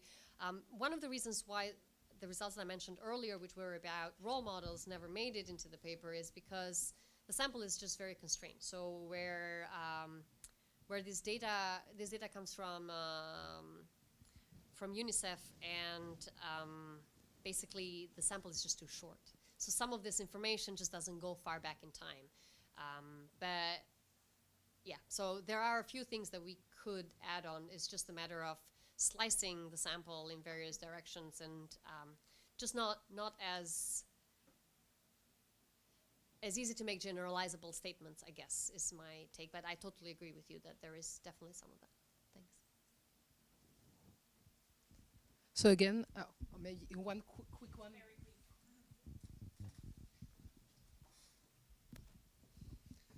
So thank you again for your interesting presentation. And I was wondering if you think like the same kind of analysis, or if you're already thinking to apply the same kind of analysis to maybe a comparison between global north and global south. Even though like the definition of global south, of course, encompasses countries that are very different among them. But like I was thinking about that, also thinking about like a branch of literature and also some reports that actually highlight the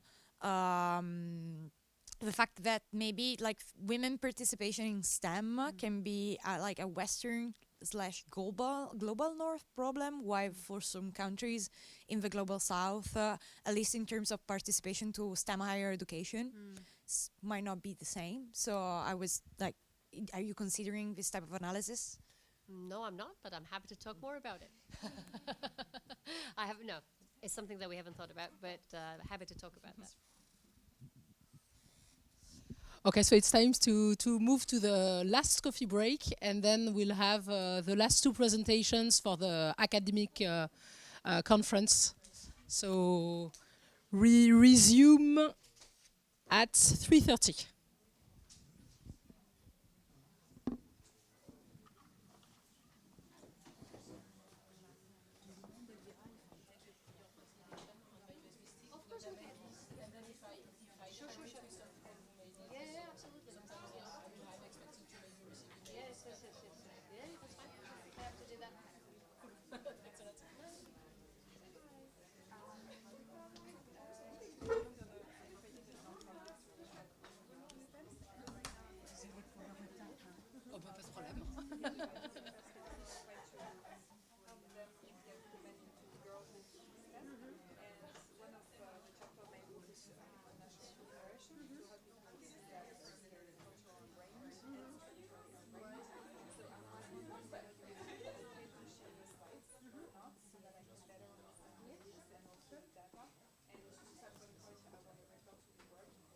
Ouais, ça va? Ouais. Ouais, c'est bonne ambiance, c'est cool. C'est peut-être l'effet majorité de femmes, ça aide, je pense, un peu.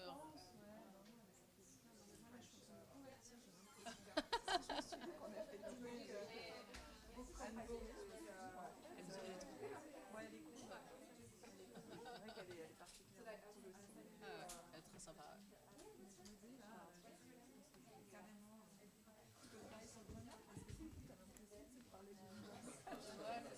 Effectivement, il y a je suis d'accord que c'est bonne ambiance, ça fait du bien. Ouais. Bon, c'est cool que t'aies pu venir.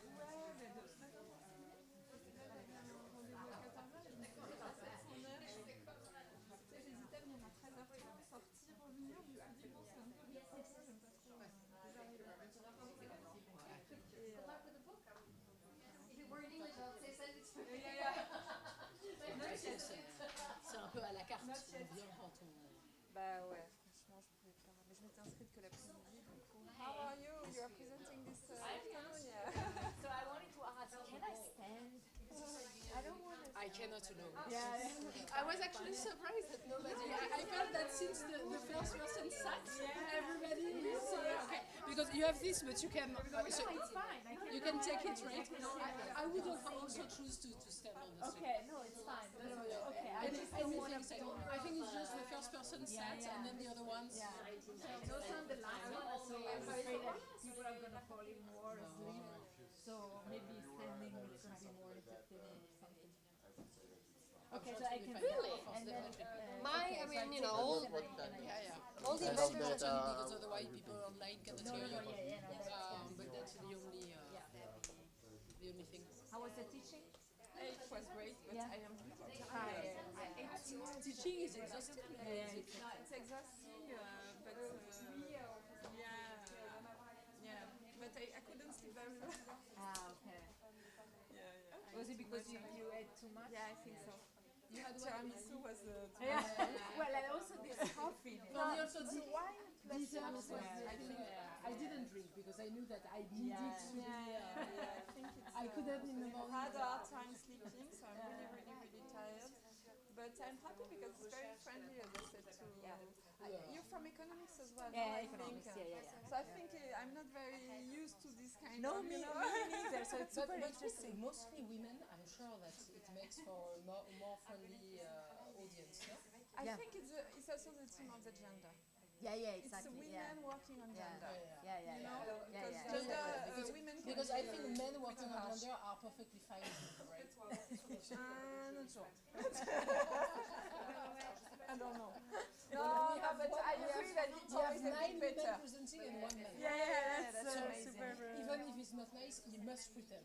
And you pretend really well. Honestly, No, exactly. So the mix that we are not. There are some economists, but not full economists. No, and that makes it good. Yeah, because I think so. Economics can more be, Conferences can be a bit. I remember being a PhD student, the working groups, you are like this, you are afraid to present your work. It's crazy. No, I think it has changed a bit.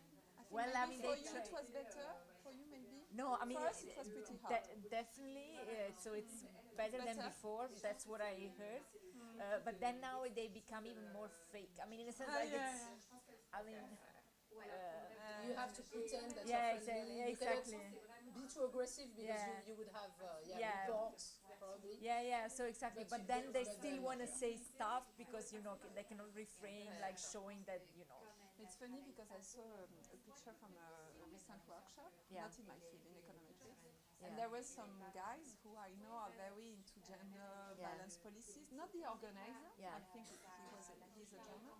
And I saw the picture and there was like 15 persons and 3 of them were women and young, like very postdoc, doc. And I was like, very shocked. I was like, I know this very well, no? I know, I experience it very much this. But now seeing it today, I saw how it feels for them, no? Especially because men were very, like in their 40s, like more senior, big CVs, big names. So it's good for them, but I mean, you're free with, I was really shocked. But now, no, it's in econometrics. No, and so I also like I come from empirical IO. But applied. I mean, it was Yeah. It was So open. I mean, like this field, empirical IO structural stuff. It's really heavily econometric thing. So in May I went to this workshop. It was like 30 people, 7 women and the rest men. And of the 7 women, I was the only one from Europe. And it's like this is unbelievable. I mean, so. Something is wrong. Probably there's some progress. Definitely, but. No, the progress I see, especially in France, is the way you treat, in general, PhD students, men and women, because I think the balance of power has changed. Voilà, now all professors want to send the students abroad. So they care a lot about their students, no? So it's like the balance of power has changed completely. Before it was like, the student like this. It's always the case, but now I think they are more concerned that, I don't think you have advisors who do nothing with students now. I think you need to advise. Who don't take good care? Probably, but probably less so. Yeah, that's why. There's been some big now the measures balance taken, of because in power. France it used to be the case. You would have those professors that Didn't would care have, at all. at one point in time, they would have 15 PhD students, of course. Or they would say, a PhD is like you need to do it alone. It's like that. It's published. You need to be strong. And so this has changed a lot. Now you cannot do this because the students, file a complaint. That's all. Exactly. So I think it's all bring change. This kind of changes definitely help women. No, absolutely. Because generally they don't ask for help and so on. Absolutely. I was just the only thing I was wondering is if I stand and then I look at the slide. Will it work? You want to? Or maybe can I put it up a bit? Is there any? Let's try. Let's try. You tell me whether. Essaye de faire passer. It goes that I don't know where it goes. Presentation. Why vers this? I don't want this. Okay, good. So if I try it. Basically, the idea is I do this. I talk. Is it fine? And then can I use this? Of course. Yeah. Is it fine? I think it's fine. Because I'm not going to put my backpack. No, exactly. No, it's fine. I'm sorry that I'm creating. No, it's fine. I totally understand. I always feel more comfortable. It feels more natural to stand. Yeah. No, thanks. Okay, so I'll do that. We have time for coffee. Yes. Sorry. So that is better. So it's been captured, and I think it will be feasible to watch after the. We can ask the IDA where the link will be available.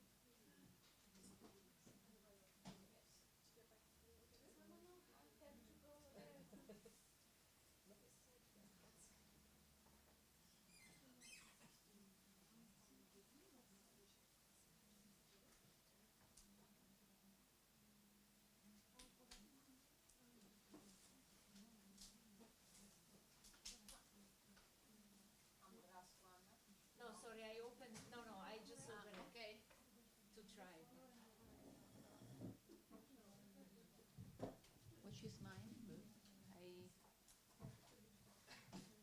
When they arrive, how beautiful. Faccio proprio quella di overlist, dovrei pure. E tu hai... Gliel'ho mandata. Vabbè, aspettiamo loro.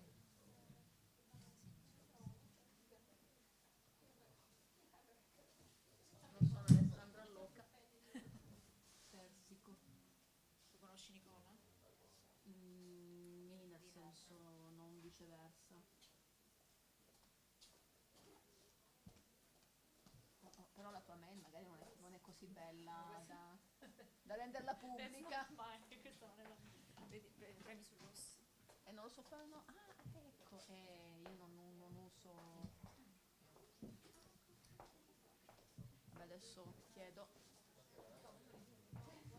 When they arrive. No, this is not my presentation. Okay, which one is your second help? My Agatha, I don't know.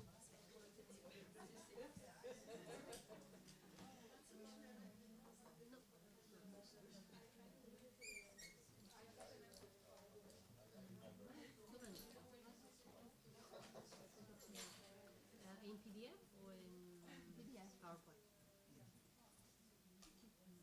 Io l'ho mandata a loro, quindi loro sapranno dov'è. No, c'era un folder prima, però è sparito.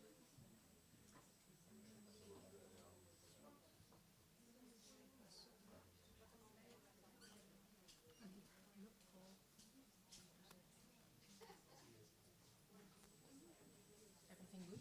Yes, We're looking for her presentation. Okay, okay. I think we've lost the folder. Okay. Oh, weird. Okay, if worst comes to worst, we'll ask.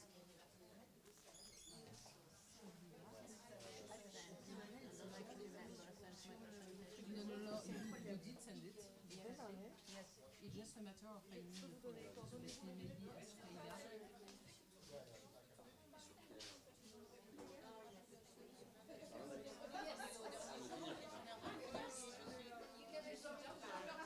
It was there minutes ago. So let me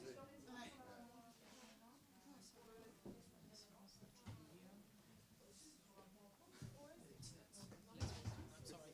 I'll be back in 1 minute. Ah no, don't worry. Si è persa la mia presentazione.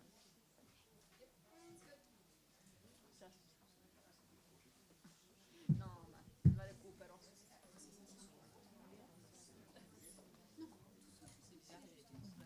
C'est sûr que c'est pas long. Au pire, worst case. Ah, ok. This one. Perfect.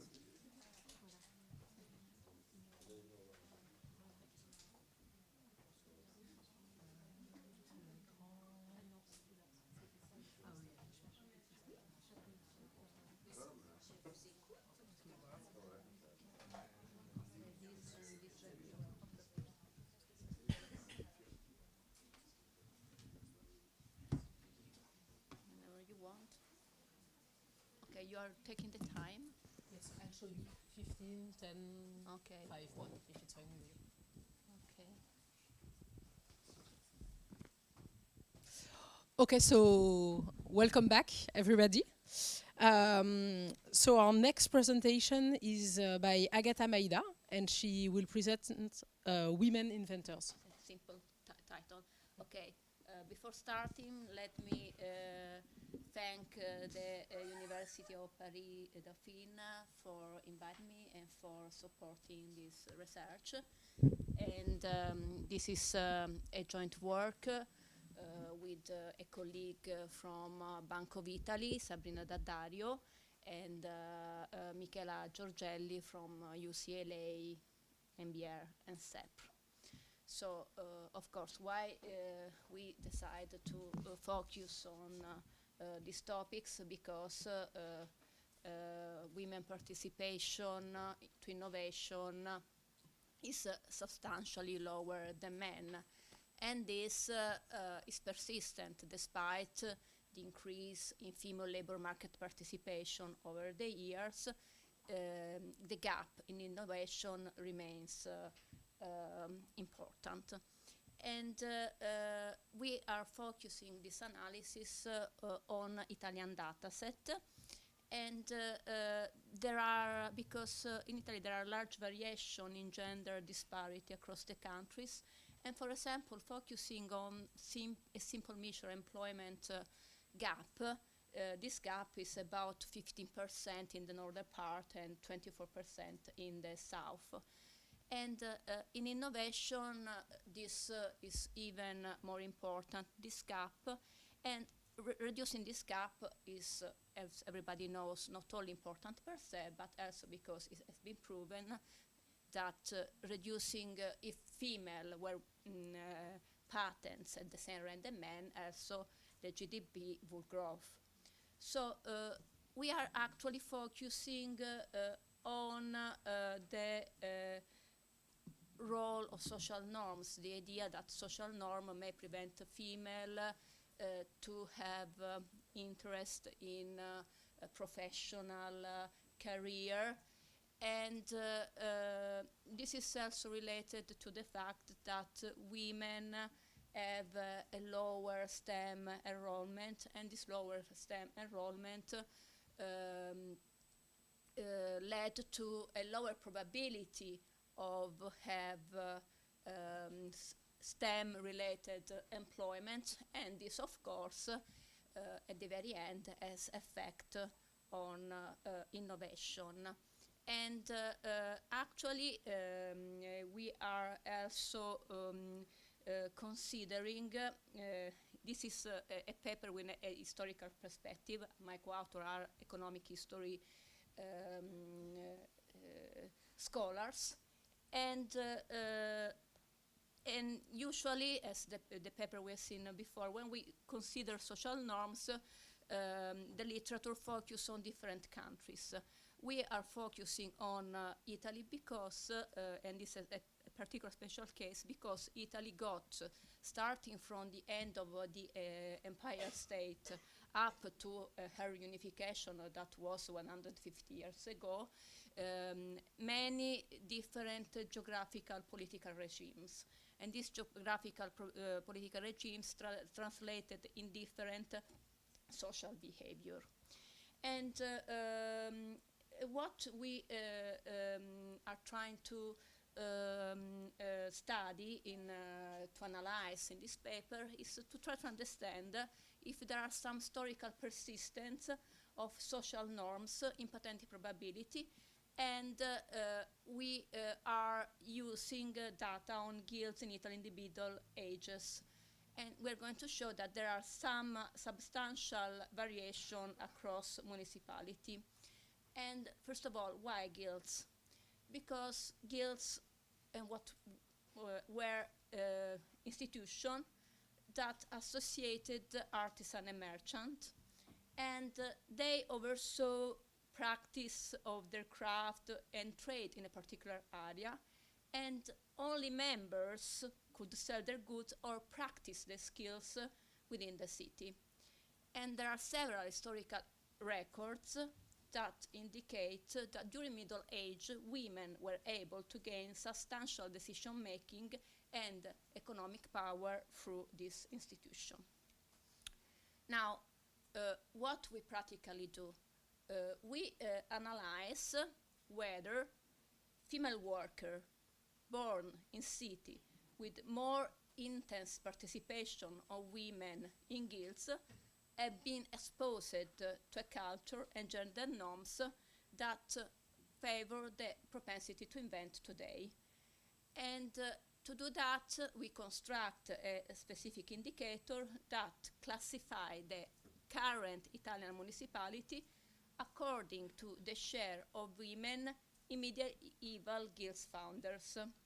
And we test its impact on female propensity to invent.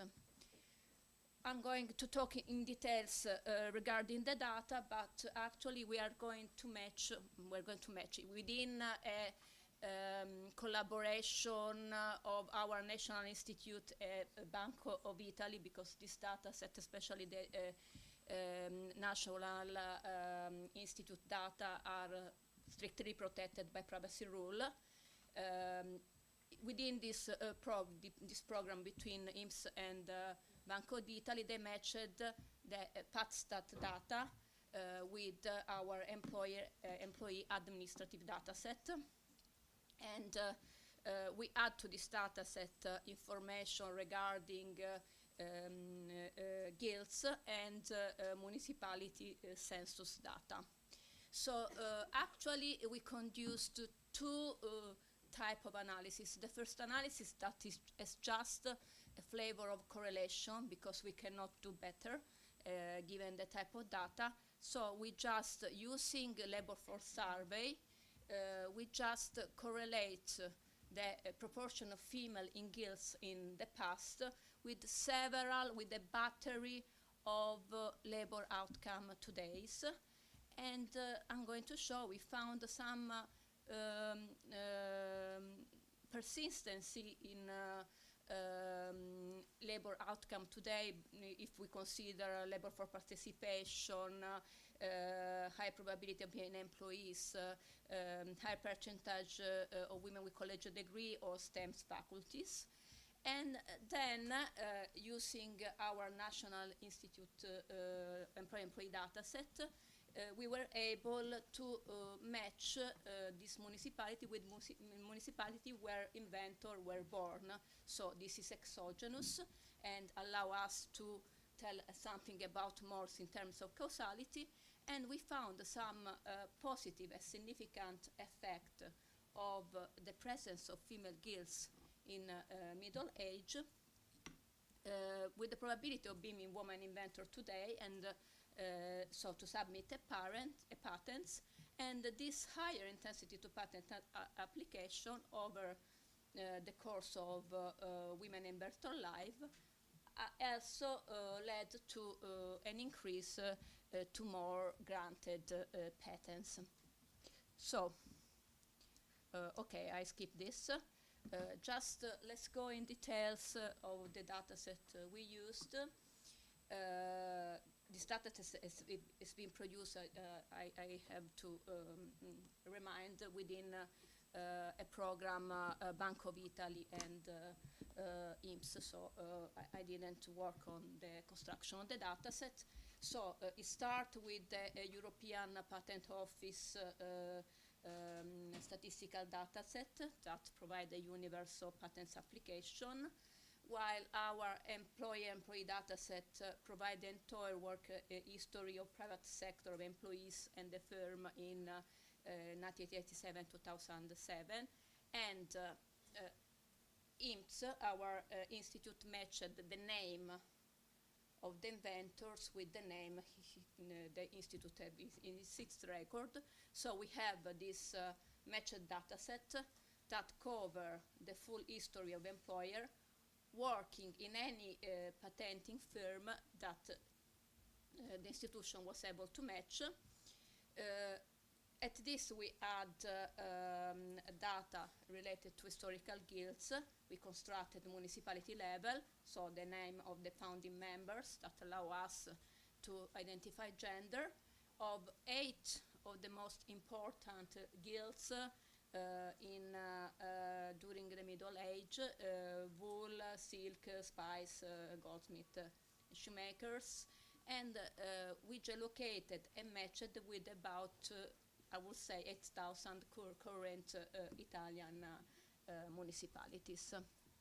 So just to have some basic summary statistics, we aim to have about 6,000 inventors, and 1,400 are women, so less than 9%. We matched about 96% of inventor. There are little differences in share of inventor that submit an application. They have similar productivity. So women are usually younger than men, are less likely to be a blue collar, they have an open-ended contract. And there are some very interesting, suggestive, descriptive statistics regarding the place where inventor were built and the gender of inventors. And interesting, female inventors were born are more concentrated in cities that had higher presence in women in medieval guilds, while for male we didn't find any correlation. Okay, and this just very immediate descriptive statistics is consistent with the hypothesis that cities that in the Middle Ages experience higher participation of women to guilds developed a culture in favor of women working outside home, and that still persists today. So our first analysis is just a more descriptive analysis, just an OLS, and we use labor force surveys, and we estimate the effect of several outcomes of female labor and education outcome, female that work, live in a municipality see at a specific time, and we have this measure that is the female participation in the middle age of guilds, some controls and Provis effect and standard error are clustered at the municipality level. And here some interesting results. In the first column, we have the correlation between this measure and female labor force participation, the probability of being a housewife or the probability of being employees, and we found a positive, significant effect, a negative effect of being a housewife, and a positive effect of being an employees. And maybe even more interesting, oops, what is doing here? Here, if we want to look at this correlation, there is a positive a statistical significant correlation of having a college degree and having a STEM college degree. Those are simply correlation because labor force survey allow only to observe the place where women live and work. That, of course, is endogenous. Female can choose where to live. But for using our IMSS dataset, employee dataset, we analyze the relationship between inventors and our indicator using individual municipality of birth, which is arguably exogenous. Nobody choose where to born. So our equation now, this first equation is now the probability of being an inventor and women, and we have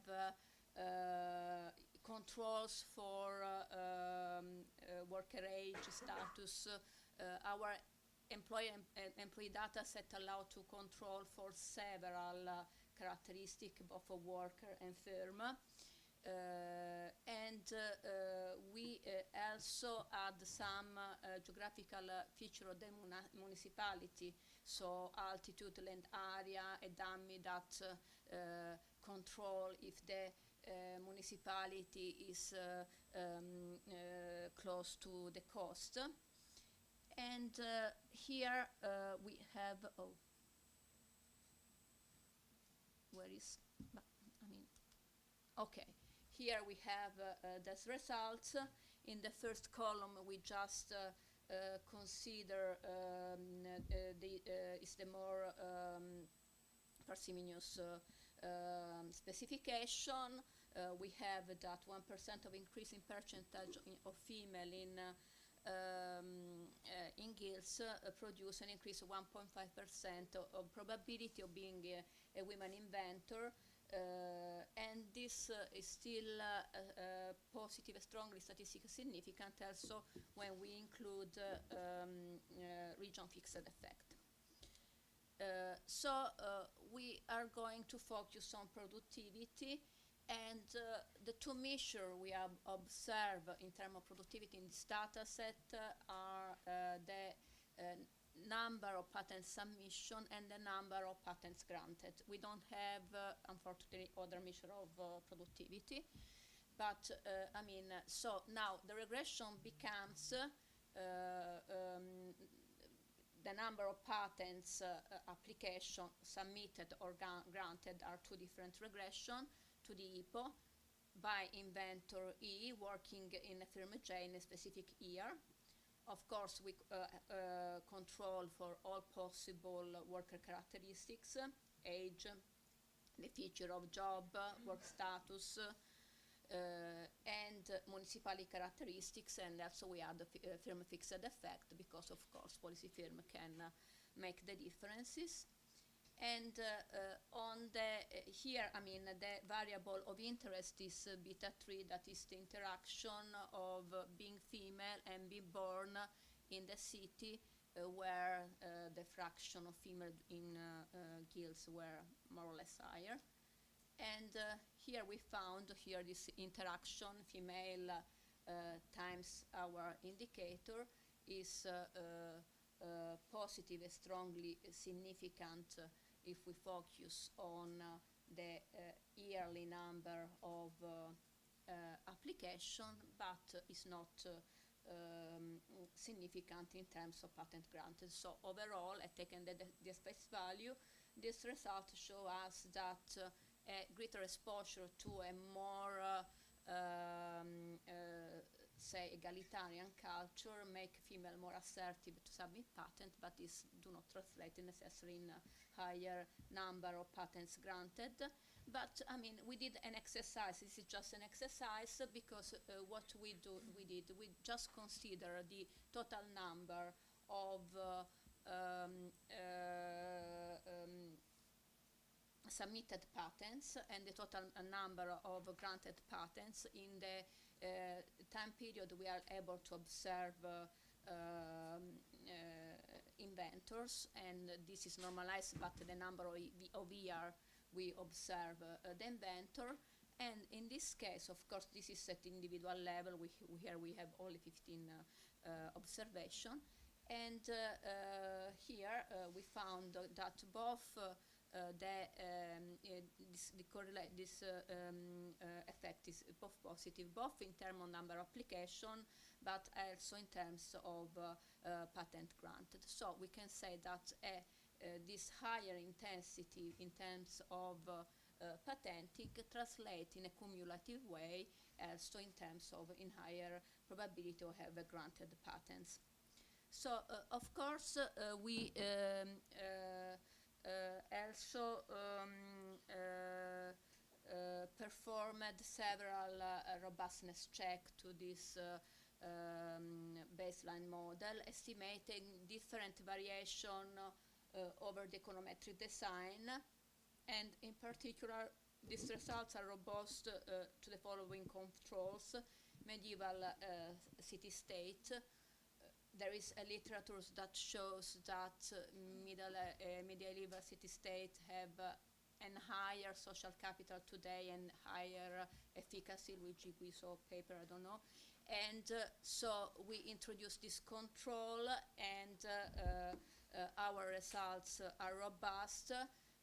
We also introduced controls adding medial EVA trade route at provincial level, and this because there are papers that shows that women that were placed close to trade route, they were more educated in the past. So we had this control, and results are still there. And another robustness check is to control for the presence of university in that period, to see if this is able to explain. We have this information at province level, and the results are still there.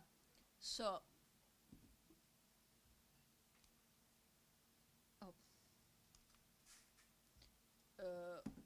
just concluding. What we do here is just to conclude, this paper studied historical persistency of social norm in women patent probability, and we use guilds in middle age.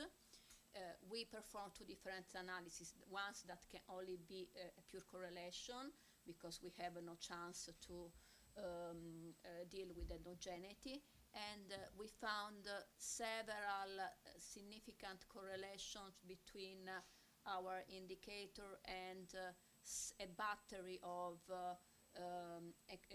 labor market and education outcomes.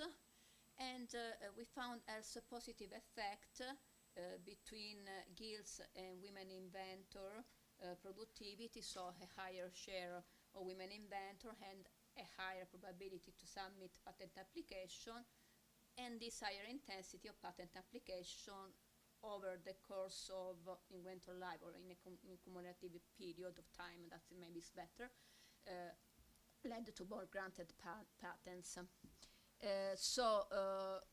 Our results is in line with hypothesis that social norms regarding women in society are at least partially historically rooted and persistent over centuries.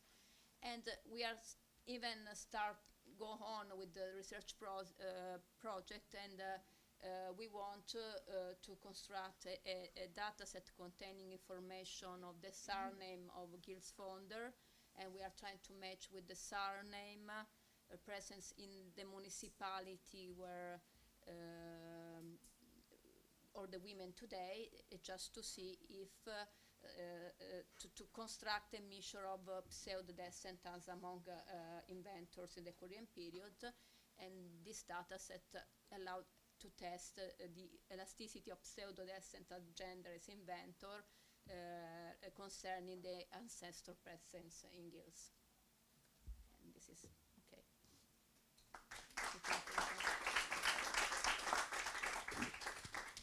Thank you very much, Agatha. We have time for questions. Yes.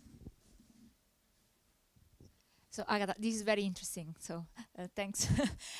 So one question, do you have any information about, I mean, I guess it's hard, but about the socio-economic background of these inventors? And the reason is, so I agree with you that being born in a city is random, but if you come from a socio-economic background with a family that is aware of what are the opportunities in a certain city. Okay. So if there is any way to so first of all, if you think it's a problem, and actually those are I don't know if you know about IMSS dataset.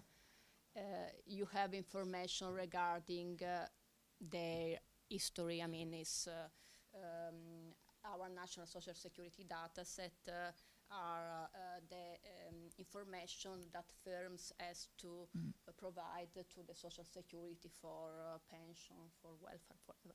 So there is no chance to have information on family, and there are also a lot of very restrictive rules to have a lot of information regarding. So actually, the final data set we have of course disclosed a code related to the identification of people. We cannot go into details.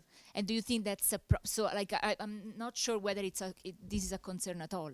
That's what I was wondering. You know, if you're capturing this somehow in your results, or. I mean, if we think that social background are more or less equally distributed, I do not have in the here, but in the paper there is the map that shows that you can have equal distribution from north to south of the presence of municipality with a higher share of guilds or lower share. So there is not much a story on north or south or whatever. So there is are much distributed and much equally distributed along the territory. Of course, I mean, if we can say that there are no reason to think that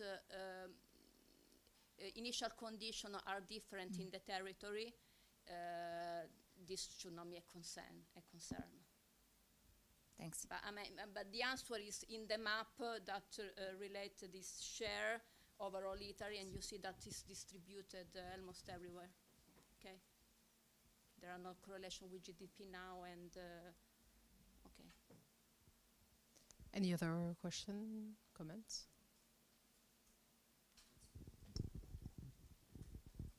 Thank you. It's more clarification. I didn't get how many guilds you have. You said 8, but you have. So How many guilds? Yes, there were the main 8 guilds that were present in the Middle Age. But then you have data on different location for yes, each. on different location.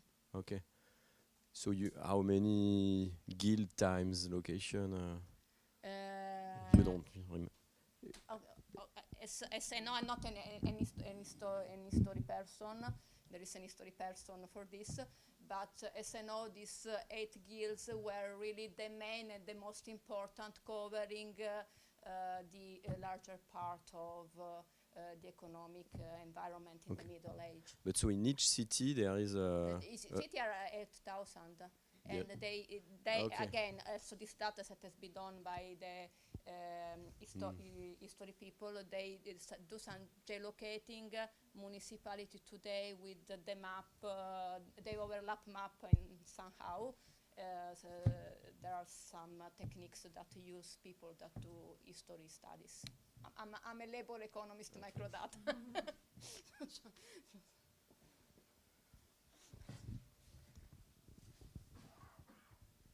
Thank you for the presentation. I just had a question about your further research and your plan to link names and descendants. Does it mean you want to investigate a sort of transmission of cultural norms through family over time? Family, yes. Yeah. It's yes. Even this recent literature that shows that you can have some family transmission, and the idea if you have some surname that are dominant in this area means if you want, it reinforces the cultural transmission also through family transmission, and it reinforces the cultural bias mechanism in more directly way. Okay.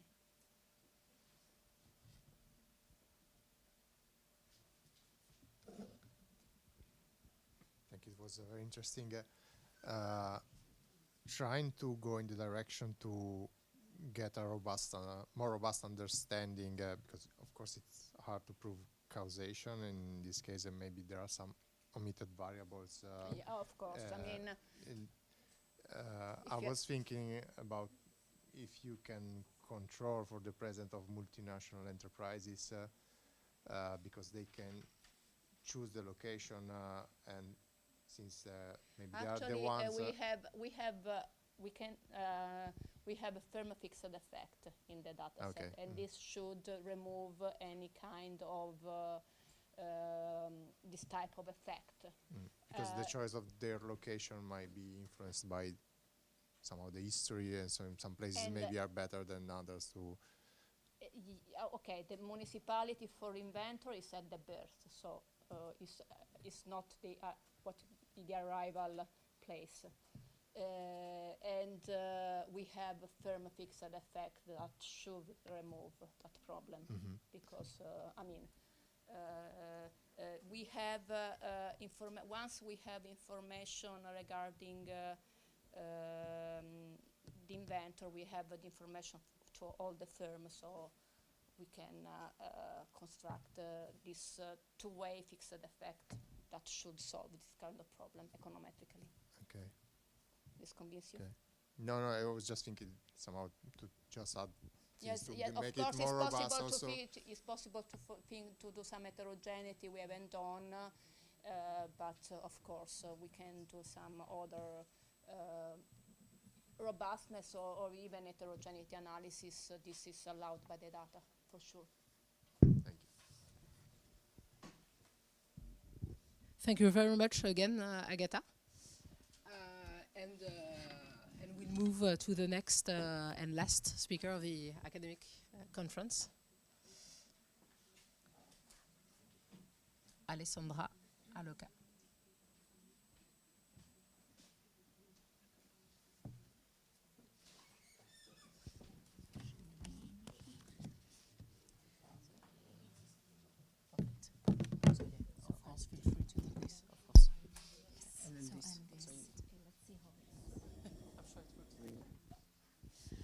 So very last speaker of the academic conference is Alessandra Loca, and she will present networks and power, the effects of random selection into an administrative elite. So thanks a lot. I'm gonna be the last presenter, so I decided to stand so that, you know, hopefully you don't fall asleep with me. So hopefully it's gonna work as well. So let me, maybe as a last one, let me thank again the organizers and the chair of Women in Science for the support. It's been a great day. Also the interdisciplinary like approach was very, very enlightening. So thanks a lot. So in this paper I'm gonna talk about, as I said, networks and power. So it's gonna be a story of professional networks and power in a scientific institution that I'm gonna give you a lot of details about it. And in particular, we wanna understand if a person comes into power, what's the effect on their networks, and whether the person that comes into power is a man or a woman. So we're gonna have this gender aspect in this paper too, obviously. So I'm gonna show you some results about that. So this is a joint work with Bernard, Nicola, Tim, and Emanuele. So they've been a great team to work with. And I'm happy to take questions also in between if you have clarification points. So let me start with a concept, introducing a concept which is the one of power capital. So if we think about a professional network, which could be, you know, co-authors in academia or like people working in a firm, when someone in one professional network gains power, so achieves a position of power within the profession, we can say that that person gained what we call power capital. So it's a sort of capital that comes with power, and it embeds a bag of knowledge, connection, informal credits in favor exchange, and it's a sort of capital that can be used later to increase the success of the professional network. Okay, so one example you can think of, it's very easy to relate it to us. If you are co-author with someone that becomes editor of a journal, you might be more likely to get accepted in that journal later. One is because of the connections and the network that is created. The other is because the person knows what are the trendy topics in the, you know, at the journal, so it might be easier to get in. So one problem with that, and this, you know, related to the endogeneity issue, this power capital usually correlates with the characteristics of the person that has the power. Okay, so usually people that come into power are those that are really good, of very high quality. So it's hard to disentangle whether the effect of power capital comes from the power or comes from the person that is very good and is in the position of power. So that's the typical endogeneity effect that we talk about in economics. So what do we do in this paper? We have a unique setting of an institution, a scientific institution, and again, I'm going to give you a lot of details about that, where power, which is in our case the power to appoint high-level officers in the organization, is assigned randomly to people in this organization, and it lasts for 1 year. So editor journals is a little bit different, because if you become an editor, you stay there for several years. This is going to be an organization where there are certain people randomly selected for 1 year to appoint high-level officers in this organization. What do we find very briefly? And I know I'm throwing at you like things that I'm going to be more detailed about that. The first is that randomly assigning power to an individual X has persistent favorable effects on the network of X. So we're going to look at the productivity of the network of these people, of this person, compared to the network of similar individual not selected. And on top of that, these effects are stronger if the person who gets randomly selected is a woman. Okay, so the differential effect is even stronger for if the person that gets selected is a woman. So here I'm not talking about the gender of the people in the network. We are not yet looking at that. We are talking about the gender of the person that gets into the position of power. Now, we like, so obviously we really like the last part of the results. And yes. Yeah. We're going to look at the networks of individuals that could be selected but were not randomly selected. with the network of individuals that got eventually randomly selected. And I'm going to give you details about that. So that's a nice feature of this setting. Okay, so we like this last part about women. How do we think about this? So this is a little bit of a stretch, but I'm happy to get your feedback on it. So why do we like about this? Historically, I don't need to explain that, but women tend to be underrepresented in STEM. And that means they possess less of this power capital that I told you about to begin with. That means that if you take a man and a woman that are the same quality and are exactly the same, they put the same effort in the profession, the women and their network tend to be at a relative disadvantage in the professional arena, right? So that's, where we stand. So we like to think at this random experiment with in the idea of affirmative action. Now, I don't want to overstress it. So affirmative action is you impose a quota. So that's something different.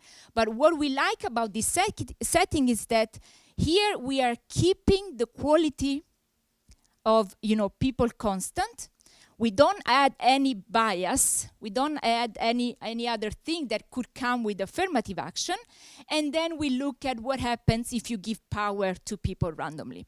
So in a sense, for us, it's a little bit even better than the standard affirmative action where you're going to say, oh, but then what about unobserved quality? I think you also discussed this at some point. What about unobserved quality? You're posing this quota, but then people might not be as good as you might think of.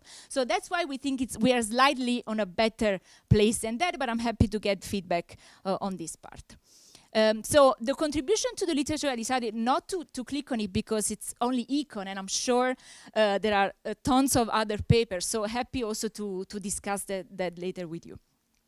Okay, so let me talk about this institution and the setting. The institution we are talking about is called the IETF. So IETF stands for Internet Engineering Task Force. So if you go to their website, this is publicly available data, so you can go there. These are super nerdy people that want to change the world. That's actually true, and their motto is, we want to make the internet work better. So that's actually what they say. And it's true. What they do is to develop standards for internet information transmission. So if you ever saw this HTTP in your life, which I guess it's everybody saw it, so they invented the standard for it. So the POP3, which is at the basis of the email exchange and services, they invented this. Okay, so it's a pretty powerful organization in the US. So with